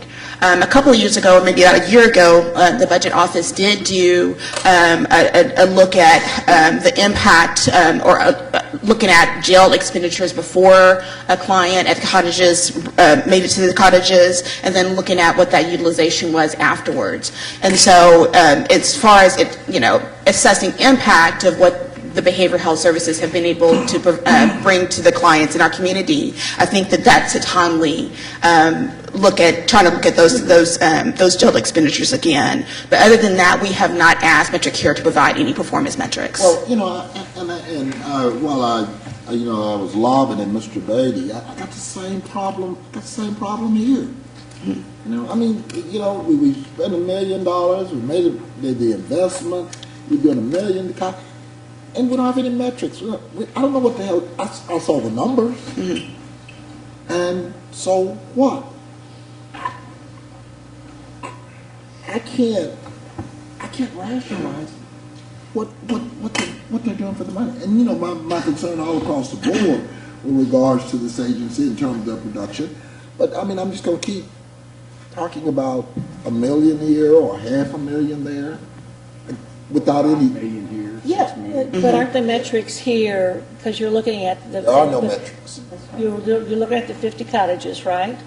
The 50 cottages. And we're monitoring very, very closely the number of residents, of what their situation is when they come in, the number of times they've been arrested, the Yes. number of times they use Parkland Emergency Services, Yes. the number of times they go and receive mental health services, the number of times they're in for rehab, or all of the variety of Yes. things. And then as time goes on, you can then evaluate how those same residents perform with the attention from MetroCare, from the attention from Parkland, the attention from... No, you can't. Show it to me. That's what I ask you. Show it to me. Well, and I would say that we began this effort and not thinking that Dallas County was going to take that on as having to show that evaluation. How this was planned from the beginning is that there were several partners that was part of this initiative. Dallas County is one, the City Square is another, UT Southwestern is one, MetroCare is another. And the idea was to have the evaluation of the whole cottages to determine the effectiveness of this initiative on 50 individuals compared to people that did not live in the cottages, and to see how the impact of being able to live in a permanent supported housing location with mental health services and all these other things, how that may be able to impact homelessness compared to their peers that did not live in the cottages. There have been some funding challenges with getting that evaluation. So I would say that the idea was to have UT Southwestern provide that evaluation, but as it is right now, the board is, they've been approached, the UT Southwestern approached the board to help identify funds to complete the evaluation because those funds are not available for UT Southwestern. But the data is being collected in order to be prepared for The that data, kind of yes. evaluation. The data is being collected, but as far as implementing the evaluation plan, they are redeveloping that plan, and we are, as a board, going out or looking to go out to different funders to see if we can solicit funding to complete the evaluation. What's the cost? They have not provided that cost. That's part of coming up with the evaluation plan. Well, what's the timeline? Again, here we are talking about... Okay, Yes. Yeah, so... Years later, yes, I understand.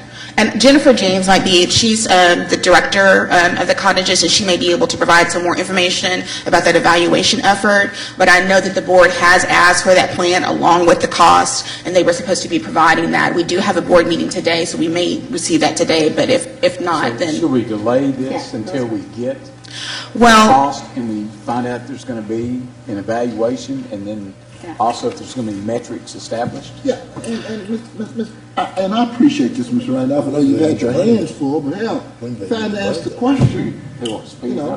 What the, Well, we've been talking about the 1115 waivers. This is a very specific. But I agree. Commissioner Price is right on target when we talk about, we came to this project with good faith, trying to help. At the end of the day, we're finishing the county as the participant in charge, and that was never the idea.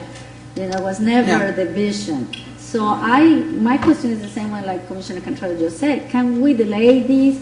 Obviously, I know Commissioner Daniels, you've been involved in this. I don't know if by delaying it, hey, I know we have big challenges at the cottages for what's been in the news. A delay would Delaying it, what does that actually A delay would mean that the behavioral health services provided by MetroCare would not have funding. So those behavioral health Would stop services would the likely services, stop right? unless MetroCare came up with another alternative to pay for that. So this is crucial. And the contract ends on Friday. What is the impact of not passing this? It means the services stop, They right? stop. That's exactly Well, what when the stop. 1115 waiver runs out, Yes. then who's going to be funding? Well, and that's what I've been in communication with sending correspondence to begin that conversation, because again, what's before you today is for the 1115 waiver to pay. Go ahead, I'm sorry. I don't want to stop the services, so can we, let me ask you this. Well, If we made an amendment where we gave you 1/6 of, or gave them 1/6 of this money while they get us the information that we're asking for, would that work to keep the services going for a month? It's not going to take them that long. Or do you need this whole amount? So we could, if you wanted to establish some performance metrics, we can definitely do that. Again, this contract is for 6 months, and so it's kind of hard to establish performance. And I guess also we have to have a discussion on, is it, if they don't achieve those performance metrics, how does that impact the money towards the end for 6 months? That's right. Right. And In so, turn, when the waiver goes away, what's going to right, and so Let's use the What- 6-month time period in order to establish what those metrics are going to be. yes, and so that's another, why I'm keeping bringing up the 1115 waiver is because the 1115 waiver got an extension for 5 years last year. We are at the end of the first year, at the end of this year. That means we only have 3 more years of funding. The 5th year is a non-funded year. And so part of our sustainability plan right now is to think and look at and determine the impact of all the things that 1115 waiver is paying for so that the county can make an informed decision about things that it wants to keep, things that it can't afford to keep, or other mechanisms to help fund these things.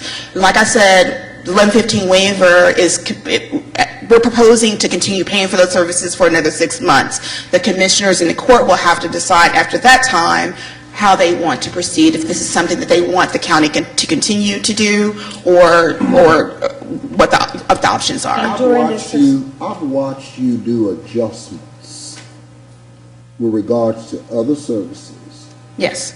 because of the funding challenge. Yes. And then I'm just going to drop another $500,000 out for 6 months? Because I watch you take 30% here, 20%. Yes. This contract actually says in the financial impact that the county shall reimburse MetroCare services on a monthly basis upon receipt of an accurate and complete request for reimbursement from MetroCare. So we could add something to that gets them to develop some sort of metrics, and then based on those metrics, we can release the funds. So we can maybe modify the language in the contract. So that within this 6 months, those metrics will be developed, right? Well, I think they need to be developed a lot quicker than that because you want to pay over the 6 months based on metrics that are developed. So the goal would be over the next month develop some metrics, and then the last 5 payments would be based on them meeting those metrics. Okay. So they've got work to do over the next 30 days, if that's the direction of the court. So does that work? That's what I was saying earlier. We give you a month, you put together metrics. Right. I mean, they get the month payment now if you approve that, but then the last 5 months would be based on them meeting some metrics that you got. That we would have to develop. Right. Yes. So we Does that have work, something. or does that?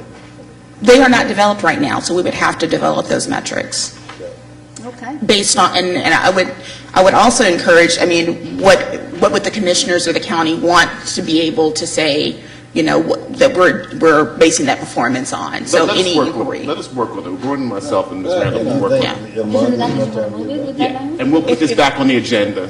So then I would like to approve this with the understanding that after the first month, then we can evaluate it, but that the funds would be there, but they would be stopped if in fact the metrics were not being met. Well, I think Is that that's- basically what we're I think that's what we're saying. Yeah. So I'm making an Well, amendment. Commissioner Daniels is going to make the motion, right, Commissioner? Well, yeah, with the They were doing amendment motion? that The motion's that there'd be an evaluation at the end of the first month, second month, third month, fourth month, fifth month, sixth month, as we go along. That metrics are being met, which is a standard procedure that you'd be doing anyway, right? You know, I know You're I'm the continually only one. assessing and evaluating. I know they singled me out to make a delivery over Friday, and I was the only one that got that information that was coming down the tube. That's really not true. But my point is that, given that, you know, we just, you know, here we go with this can kicking. You know, now, I mean, we're still kicking the can. The only reason we're talking about this again is because I asked myself, where's the daggone metric? And I had asked that in our meeting before we all got the letter delivered. Yes. Okay, so really, I mean, I'll Bottom line, second we your need the motion. services for the residents at the cottages, right? it's I think you made a motion, I make correct? a motion. Okay. As amended. And you're seconding it. Okay, that's great. So we got a motion and a But second. let me put on the record. what's the motion? Confusing, but I think what it is that we motion release is- 1 month and get metrics in that month, and then based on what the agreed metrics are, we would see about each disbursement over the next 5 months. We'll put it back on the agenda so that you guys can look at the metrics and agree to the metric before. And this is something for you to bring back to us, but I'm not sure if they meet metrics, if we need to do this every month, or if we can just release the 5 months. No, but I think you approve the metrics from this point forward after we produce them. Because you do this assessment and evaluation, continuously, because we've been getting numbers continuously since the cottage is opened. That's all we've been getting is numbers. That's all we've been getting. That's the reason this query is That's here. what metrics are. No, it's not. Oh, Yes, Jesus. yes. Give me one of those PhDs. That's all metrics are? Sir. Numbers? Sir. If numbers, well, excuse me. No, you excuse me. Is that all metrics are, numbers? So we got some numbers. What do the numbers say? Tell me what the numbers say. Well, we have numbers based on service encounters. So we have encounter That means data. you talk to We them. have services delivered, services received, what kinds of services, from whom, and then continuing to evaluate the behavior of those particular residents in light of the services they have received. Is that what those numbers show? No. Kenna, do you want That's to all right. explain the Don't numbers? give me- I mean, they are encounter information. It's not That's client all they outcome are. data. This is not But you client know outcome if the data. resident is there. They're just You know encounters. if Yes. they're staying on their medications. You know whether or not they're binging. That means you contact. Well, and that's part of the case management for staff to continue to assess the needs of clients, to develop an appropriate plan to make sure that clients, if they choose to be, in compliance with medication appointments and classes But and it's that the kind of thing. outcomes, what is not. Yeah. Exactly. That's the Thank outcomes. you. And Thank those you. are the metrics that we Yeah, have not. and we don't, and like I said, we have not established metrics, but we can. Ms. Randall. Yes. Yeah, that's what the Okay. metrics- That's what the metrics will measure. Yeah. So we'll do that. Call the Okay, question. all right. So, Thank I you. mean, just with that on the record, we would like to see the outcomes, not only the numbers that will be. Yes. Call the question. Okay, thank you. All right. Thank you, everyone, for their comments. Ms. Randolph, thank you for laying that out for us. All those in favor signify by saying aye. Aye. Any opposed? Nay. All right, motion carries 4-1. I voted for that. All right, so that takes us to 60. 60, the language. We gotta read Somebody it. got to move it first. I'll move 60. And I second. Go ahead. Somebody, who are joins that over? Under the certification section on the signature page, the second paragraph will be removed. That information is actually covered in the Managed Security Services terms and conditions on this order. So we're just removing that one paragraph. Okay. Any discussion? All those in favor signify by saying aye. Aye. And I'll vote yes as well. And I believe we have, unless they've gone, so that motion carries unanimously. Believe we have in the audience Tony, don't we, or they gone? Yeah. Can you ask them to come up just 1 second and present to us? And I get a lot of questions. In fact, I had one of the television stations call me yesterday about the voting security. And I've explained to them, we're not hooked up to the internet, so these things that you're asking me about are not relevant to us, but that we are very focused on security. I explained after I was told I could about the meetings that I had with the FBI and their cybersecurity and elections team after whatever happened in 2016, where it was determined that we were not breached and that this, is a pretty safe election department. But we continue to work with them. I want to put that to bed as much as we can, because I don't want people to say, well, I can't vote on the machine, or there's some reason why I need to wait to vote, because we're a safe place, and it's easy to vote early, and you can vote anywhere in the county at any of the 50 locations. We're not hooked up to the internet. The Russians can't change your vote. Vote early. Here's people to tell us more about that.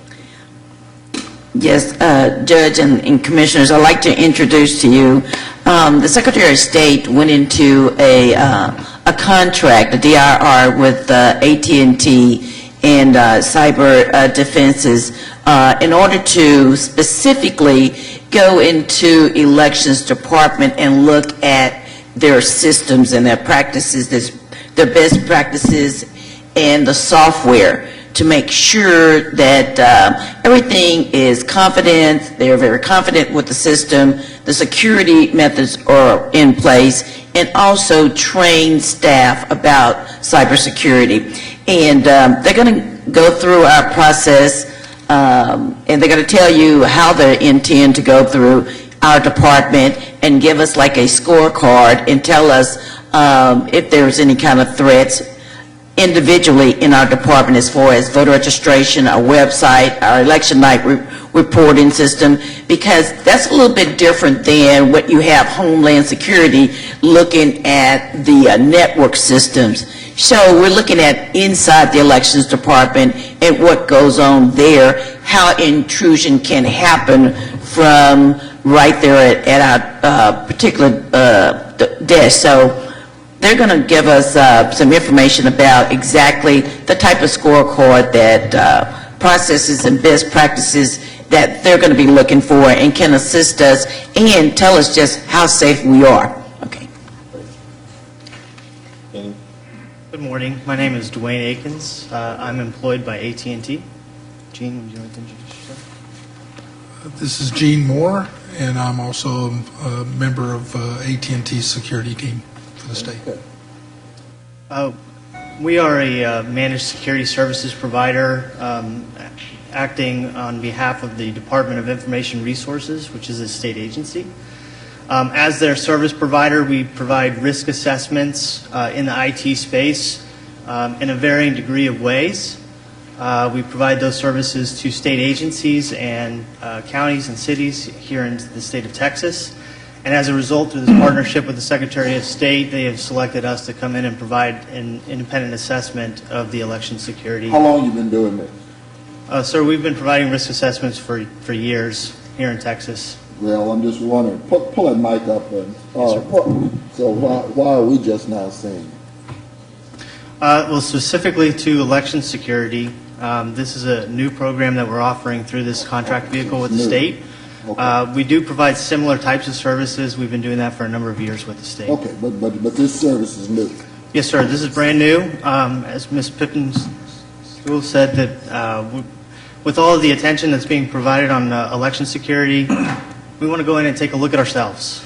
And we want to assess, and we want to use the same techniques and techniques that an attacker would use. And so we're going to come in and independently look at all of the people, the processes, and the technology that surround the execution of an election, and with our expertise provide areas for recommendations on our findings. How long is it you think it will take you to do a cursory overview of our system?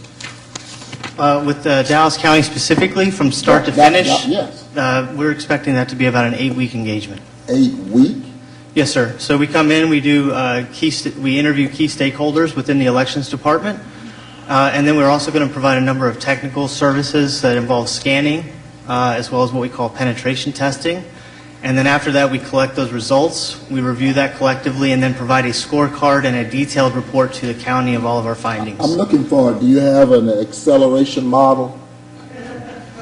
8 weeks, start me. Yeah, 8 weeks. I mean, we're trying to give comfort level, Ms. Pittsburgh, somebody. Right. Somebody's got to, Right, and they do have a group that's coming into our department next week. This is the acceleration. They're not going to do the penetration testing on our system because we're in election mode and we don't want them to actually have any issues. So what they're doing right now is just coming in and taking a look and watching. So they will be watching us putting in voter registration cards and that data. They'll go out into our polling locations and watch early voting, using our e-poll books at that particular time. They'll be watching us program the equipment. So they'll be doing that right now, doing those particular interviews and assessments right there on the ground. So they're going to have the boots on the ground right there in the next few weeks to give us some input as we are going on. And then they'll come back and look at the penetration part that he was talking about the software. And that makes sense, Right. okay? Because the last thing we want is to have chaos, Right. if we change anything for this election. On the other hand, here says that Dallas County will not be billed for this security assessment. The Secretary of State will pay directly. But then it says additional cybersecurity related service offered by AT&T will be charged to Dallas County. How much am I talking around here? Well, that depends on, after their evaluation, what do you want to implement? But a lot of that information, that implementation or those programs can be done by the IT department. Can we, So- Mr. Vikram, do we have the technology? This is new for us. Are we capable of doing this? Yes, ma'am. We basically are already gearing up for this, support the elections already, per our meeting with the team of cyber defenses, Ms. Tony, on yesterday. So this is an added measure for us. The services that the commission knows as far as the managed security services, or if for whatever reason stuff that we basically go through this process of assessment and there are additional items that basically are discovered, we can exercise basically using those services. However, we would expect a team of the IT security staff to be able to go through and actually address those items and stuff internally, as we have in the past. I just want to put into the record, Ms. Tony Principal, that if, later on we believe that this has to be brought out from our department, you let us know, because I assume anything that is going to be charged to Fund 120, will have to come to the Commissioner's Court first, right? Right. I'm not worried about 120. I want to make sure someone who has the expertise. Well, that's And exactly give it- what I'm saying. Yeah, no, What I'm but you- saying is, first of all, I want to be sure that this court knows before anything comes forward how much it's going to be. That's my job. And then the second one, at any point, Mr. Vikram, you think that this is something that we cannot handle in-house, please I'm be already sure saying that we we can't know. handle it in-house. I know. We Commissioner can't Price handle is it saying that we Yeah, can we handle it. cannot handle it. I want to know what Tony, the cost I is. would like you to bring that forward. If Yeah, you I have will. something. Okay, definitely that will. was my point. I want to know how much and if we can handle it. That's it. Thank you. And Tony, before you leave, one other thing on a personal privilege, and if you want to elaborate on this, because I know I've been getting phone calls and emails and sending them on to you from angry moms about the absentee ballots, where their kids at college or wherever those kids are got absentee ballots. We had a total of 796 ballots that were mailed early, mailed out on I guess 9/8. Correct. And these, not us, not Tony, but the Secretary of State left 2 libertarians off of those ballots. Correct. That meant that the people who voted those early ballots, I don't think we got back all 796 of them, but those 796 had to be notified that we need a different ballot. We did have some that voted and then got the notification. And I know that's frustrating and mistakes happen, but we're going to notify everybody. We've been doing that. We're going to get them the right ballot. You'll need to fill out the correct one now that the Secretary of State has corrected their mistake, and your vote will count. We're doing everything we can here in Dallas County, and I'm sure the Secretary of State is too. Mistakes happen. The Secretary of State made one. Now we're going to get it fixed and make sure your vote counts. Anything to elaborate on that? Well, not really. We got the ballots fixed, they're out there, and if they decide not to send that ballot in, they want to let that first one count, that counts too. So they can decide. And last but not least, Ms. Tony, I know this is simplistic, but you don't feel that there's any way, shape, or form that we can be hacked during this election? Any cybersecurity issues that you feel, have not been addressed? That we have not had addressed?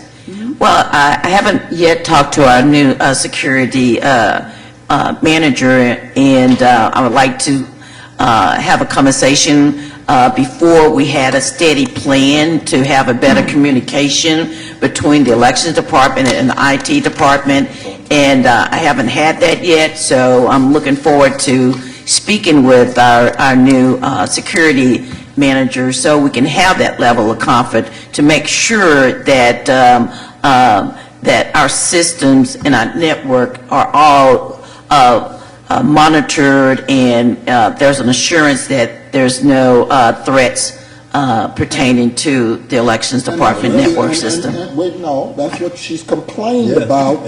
And so, Tony, let's do that this afternoon. Okay. But what I'm telling you is that's when I answered Dr. Garcia like I did. That's what she's been complaining about for the last dadgum year. Yeah. The communication. And would you Well, please, he's after Army, that right? meeting You're takes Army? place, Ms. Tony, can you We don't please get this. send us, All right, no something disrespect to the written, if there's Marines. anything that we have to do Come on, to okay. ensure that that level of comfort is there for all our taxpayers? Thank you. Well, I wanted to be up for, if I got election, they're not comfortable. Well, again, we're addressing it now, and Tony, the faster the better. So this afternoon, y'all gonna get together, right? Yes. You know the Army's gonna get this fixed, isn't that right, Army? But you're With leaving the the help of that impression that Marine you leader. have not been addressing this in the past, which is I'm sorry? false. Because you've been monitoring it, you've been evaluating, you've been seeing what's there, if there's any information that's been impacted, whether there's been any information that has been taken out of Dallas County. And this has been from, you've always done that as your job as elections director. No, let me say something. No information has been taken out of Dallas County. No information has not been taken out of Dallas County. But Tony, you But have we're a getting, communication problem. right, we've gotten information, we receive information from MI-ISAC, talking about different threats. Exactly. And we're wanting to know, when we get those reports, how that impacts us, and if there is any possibility that what they're telling us about warnings, what is being done about it. And we just need that communication. We're not getting that communication when we're asking about these. Tell us about it. It may not be anything there, but we just we need to know. We just need to have You're that. going a step further than Right. what you've been doing in the past. Absolutely. Right, okay, thank you. Yes. For at least that clarification. Thank you. Okay, thank you. Thank you. So just to recapitulate, election secure, vote early. Secure. Vote early. We're secure, vote Yeah. early, anywhere in Dallas, 50 locations to serve you. And we continue to move, so your vote will be secure and safe. And you can't vote if you're not registered. But Tony, we're getting, what, about 4,000 a day registrations in? They're going up. Today we got over 7,000. No. So, It's not too late to register. Until October 9. Right. October the 9th is the deadline. So check these numbers out, little Tony brag here. Since President Trump was elected, we've had a total processed of over 133,000 new voters registration. Trump economy and now the Trump voting. That's right. That's right. And I don't think they're registered to vote for him, but we'll see. We'll see. The Kavanaugh hearings, man, they're bringing them out. We'll see. We'll see. We have 20,000 that are in the process of being, so that's 133. By the way, nearly 60,000, 59,396 of those are just since January 1 of this year. We have about 20,000 as of yesterday that we're processing that don't count in that 133,000. We got in 4,000 yesterday, 7,000 today. Or was it 7,000 yesterday and 4,000 day before that? No, 7,000 today. 7,000 today. Yeah. Okay. And the Secretary of State has a backlog, getting to be a theme here, Mr. Pablos. They got a backlog of 600,000. So we'll probably get 10 to 15% of those. So you're going to just have unprecedented folks registering to vote, but it's not too late for anybody in your family to register to vote. It's easy. Tell them real fast, Tony, how you can register to vote. And can't you request something? Well, you can request an application, but we have applications at post office or at libraries. You can print one off, and even the Dallas Morning News had one in the paper that you can cut off and complete and send them in. We do want to address about the students that are in college. There's an application. You can go to Dallas County Votes, pull down an application, fill out that application for us to mail your ballot to the college.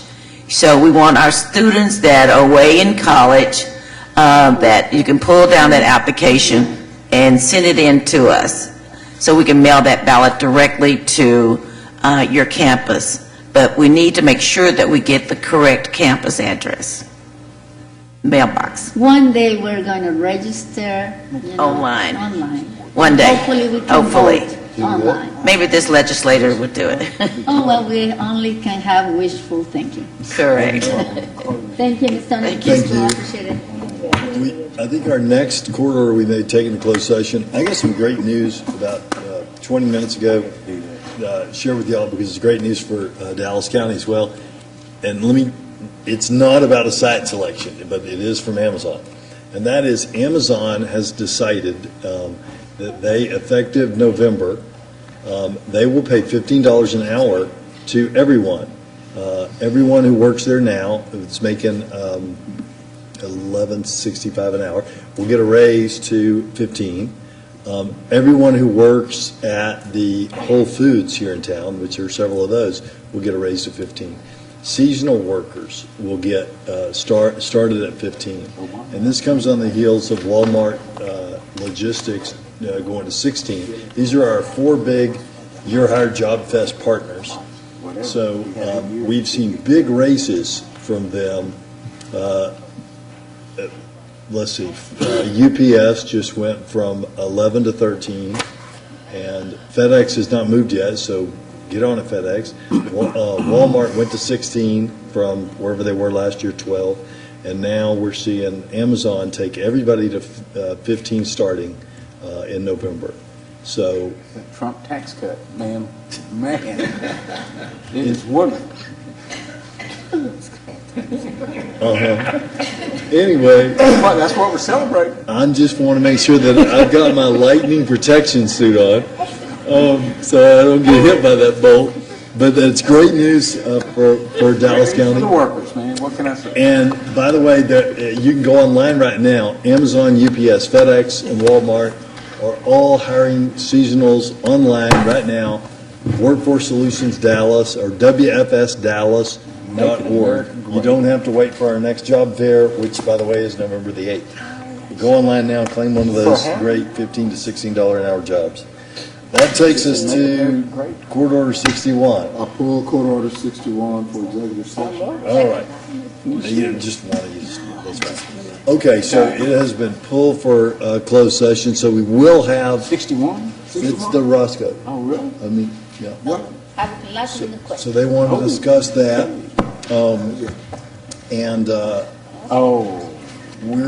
We're going to come back out. We're going to do that now. Come back out after that and hear from our public speakers. So at this point, we're going into closed session to consider matters under Chapter 521 of the Government Code as previously posted. Any action from that closed session will take place at a subsequent open session.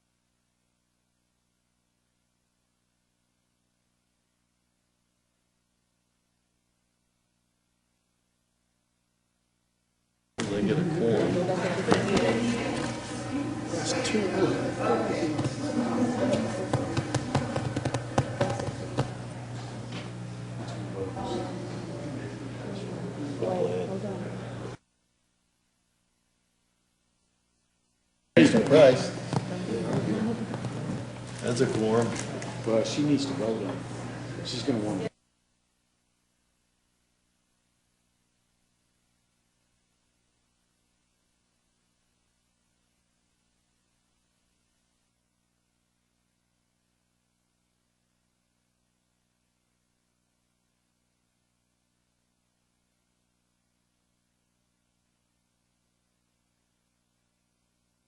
Fast. Hold on, see.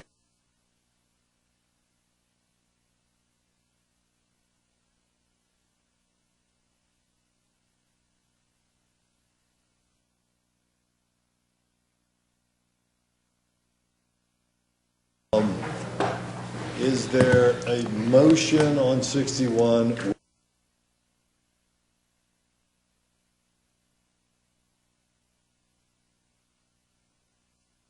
Agenda has some blanks, so it will read the follow. Be resolved and ordered that the Dallas County Commissioners Court does hereby accept the resignation of the Honorable Beth Villarreal as Constable, Dallas County Precinct 5, effective October 12th, and appoint Constable-elect Michael Orozco to fill the remainder of her term set to expire on December 31st, 2018, and I so move. And is there going to be a second? I'll second if the chair needs to. I'll second it. Second. All right, any discussion? Hearing none, all those in favor signify by saying aye. Aye. Aye. Any opposed? Nay. All right, motion carries 4-1. We should go ahead. And we still have public speakers with available. Please read the rules of decorum for our public speakers. All commissioners board attendees are hereby advised that this meeting is conducted in accordance with the provisions of the Dallas County Code, Section 74-71. Visitors and registered speakers are to preserve order and decorum at all times. Personal, profane, or slanderous remarks are not appropriate and will not be allowed at any time during this public meeting. Any and all applause is to be kept brief in observance of time constraints. Disruptive visitors and the registered speakers may be removed and are subject to the penalties provided in the state of Texas Penal Code Section 38.13, 42.01, and 42.05. Registered individual speakers are limited to a maximum of 3 minutes, and the maximum discussion of any one topic is limited to 30 minutes. All right. Hey, Dolores, you're our first speaker. Come on down. How are you feeling? Dolores Phillips, 3101 Luxor Way. You do have handouts. I sent you, printed you the copies of the emails that I sent you on yesterday. Also, the personal story of Corporal Herbert Cotner's going through his own depression and anger. This is what I wanted to say. It's a lot being said about Dr. Christine Ford and Brett Kavanaugh and comparing this case to Anita Hill and Clarence Thomas. Had Anita Hill been testifying or trying to testify against Brett Kavanaugh, it would have never been heard. The only reason Anita Hill was heard was because she was a black speaking against a black. The only reason that this cover-up in which I was wrongfully arrested by premeditation of City of Dallas for retaliation has not been dealt with is because I'm black, and I've been denied white privilege because I'm black. That's also because I'm denied white privilege because of I am a black person is in violation of the 14th Amendment, Texas Article 1, Section 3A, equality under the law, equal rights. And I just wanted to say this. If I had been a white person alleging the same allegations that I had been harassed in schools, that's documented, also in court, it would have been swift, totally different approach than what you do now. And I just wanted to say that racism is really bad in America. It's it's not getting any better. And with that being said, I'm going to be the one to humbly endure the consequences. I contacted Homeland Security today. I told them that I wanted to personally meet with them to give them documents to show that it's an ongoing cover-up. When Corporal Cotner spoke with me on October 25th, 2013, he said that he had spoke with the mayor right before I got there. I emailed court documents to EBC Copy Center, so them arresting me, taking me to Green Oaks was obstruction of justice to retrieve those court documents, which social worker Mary Lou Valise Thorne went to pick up, was supposed to bring them right back to me. They deleted 2 hours of video. Green Oaks took 2 pages that I wrote, never released them of me explaining in detail why they premeditated Green Oaks. Bipolar doesn't ride. That bipolar, that was out the picture a long time ago. And just as it took 40, 50 years for them women, they said, to get Bill Cosby, just as it took 40 years or whatever many years Miss Dr. Ford says that she was going to get Judge Kavanaugh, they're right. They're granted white privilege. My defense as a plaintiff in the federal court right now is that I've been denied white privilege because I'm black, and that's in violation of the United States Constitution. And I'm going to endure in humility everything that you've done. And for the females to have done what they've done here epitomizes what Me Too stands for. This, what they unleashed, open up, get the key, produces Me Too, time's up, and why I didn't report it. Thank you for having me. Thank you, Ms. Phillips. Is Ms. Sherry Lowe here, please? Ms. Sherry Lowe?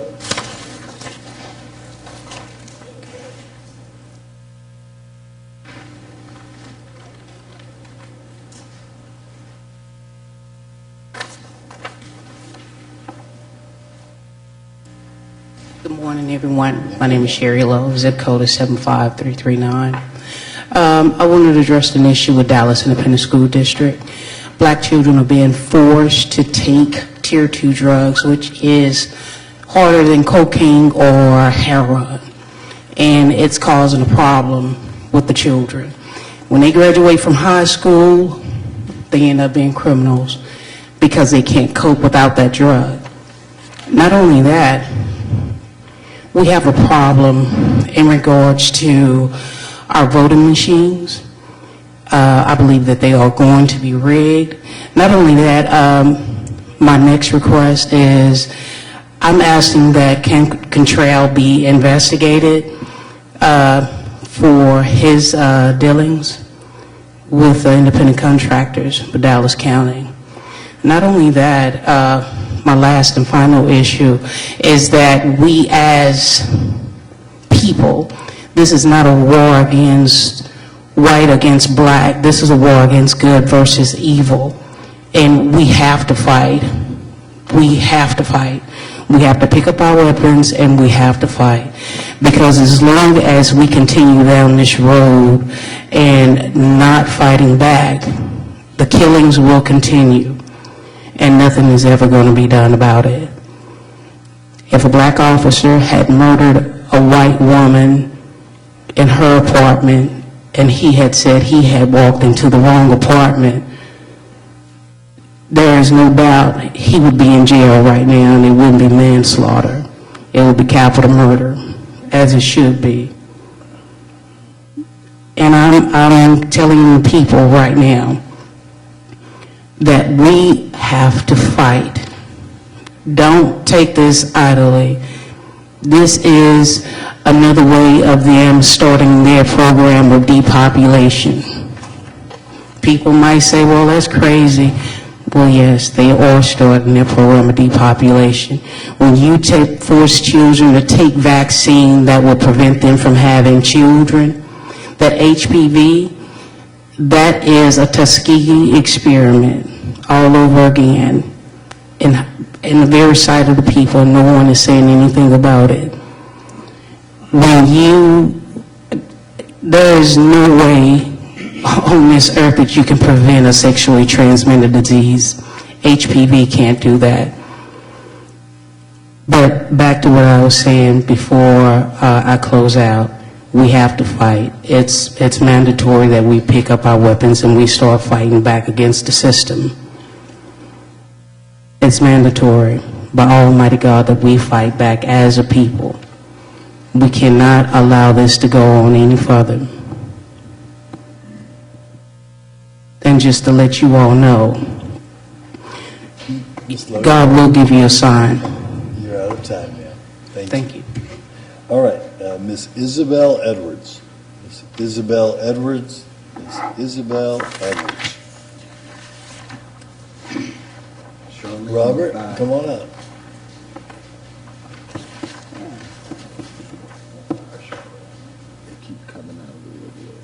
Good afternoon, everybody.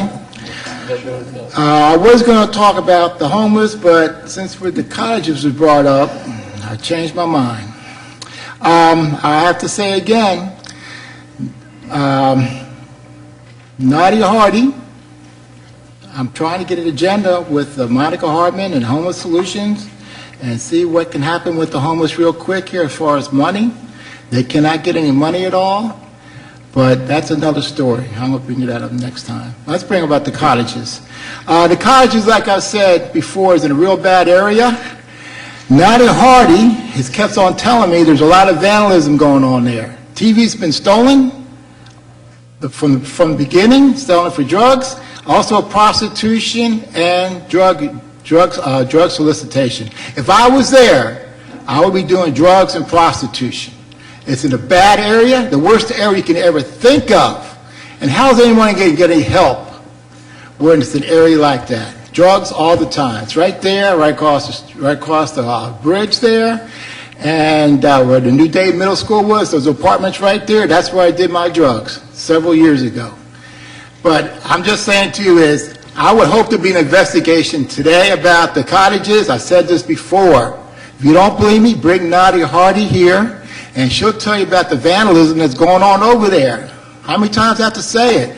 Now, the media is not allowed in there. Steve Pickett's told me he wants to go in. CBS 11 News, they won't let him in. And where's Larry James after all this? The cottage has been very quiet since it opened. All the news was before that. I've said this many times before.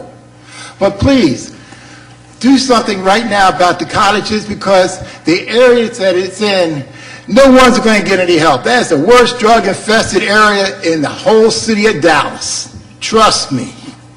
Okay? And whatever it needs to be done, is that's going to be what permanent supportive housing is going to be. It's not going to make it at all. So before you do anything, what you're talking about today, Mr. Price, I expect every one of you to look into this situation. Because bring Nadia Hardy here, invite her, she'll tell you. She'll tell you about all the vandalism, all the TVs being stolen from the beginning. And before I leave, I just want to let you know about the homeless situation. I'm done with the cottages. That I had a meeting today with a county commissioner, and I talked about a media blitz.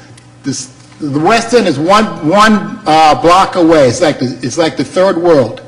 I'm just asking you, if Mr. Price and the rest of you, if you can come down there for 2 hours and with the media and talk to the homeless. Right now, they have given up, and you can only spend, if you can spend just 2 hours, you really lift their spirits, their motivation, and people that want to get help. But without that, no one is seeing them, but it's only 1 block away. Why don't you all come down there, every one of you, just for 2 hours? Mr. Price, Ms. Cantrell, Judge Jenkins, Dr. Garcia, you make a lift, you'll lift them up big time. That's all they need, some kind of motivation to live.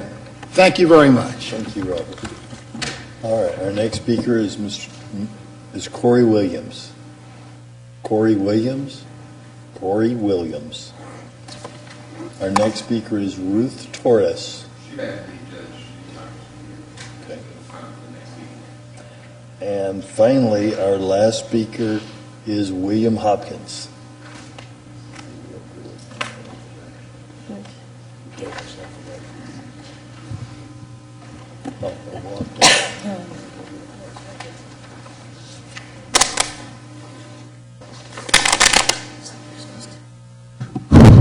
Yeah, my name is Judge Jenkins.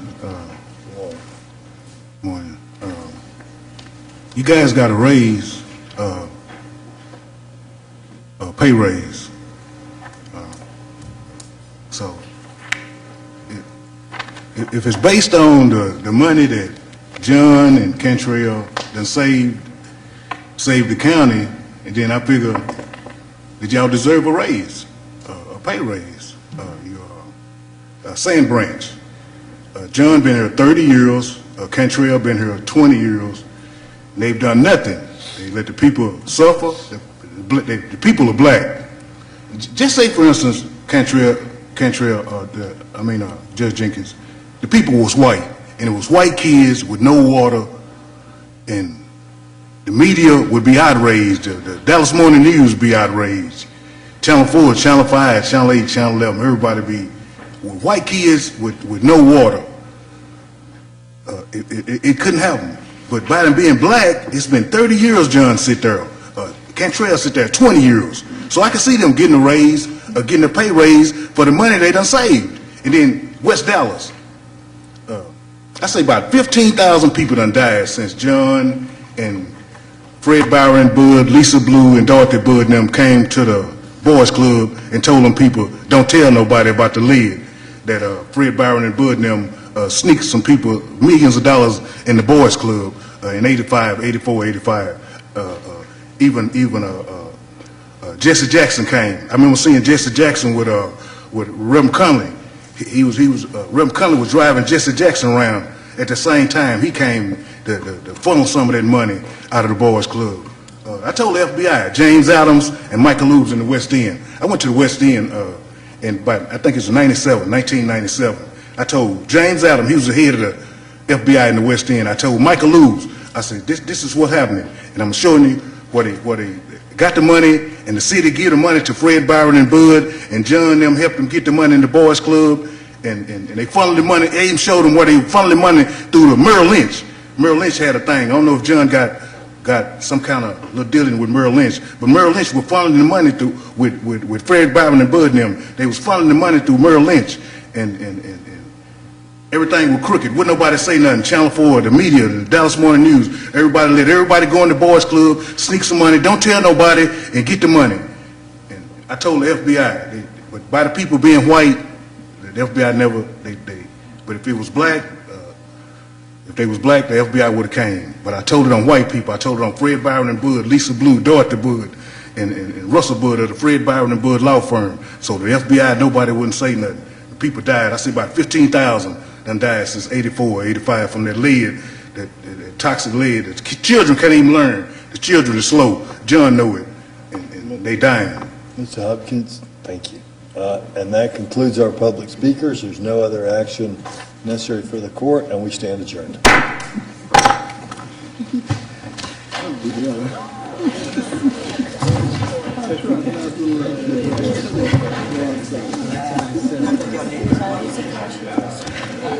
Oh, shit.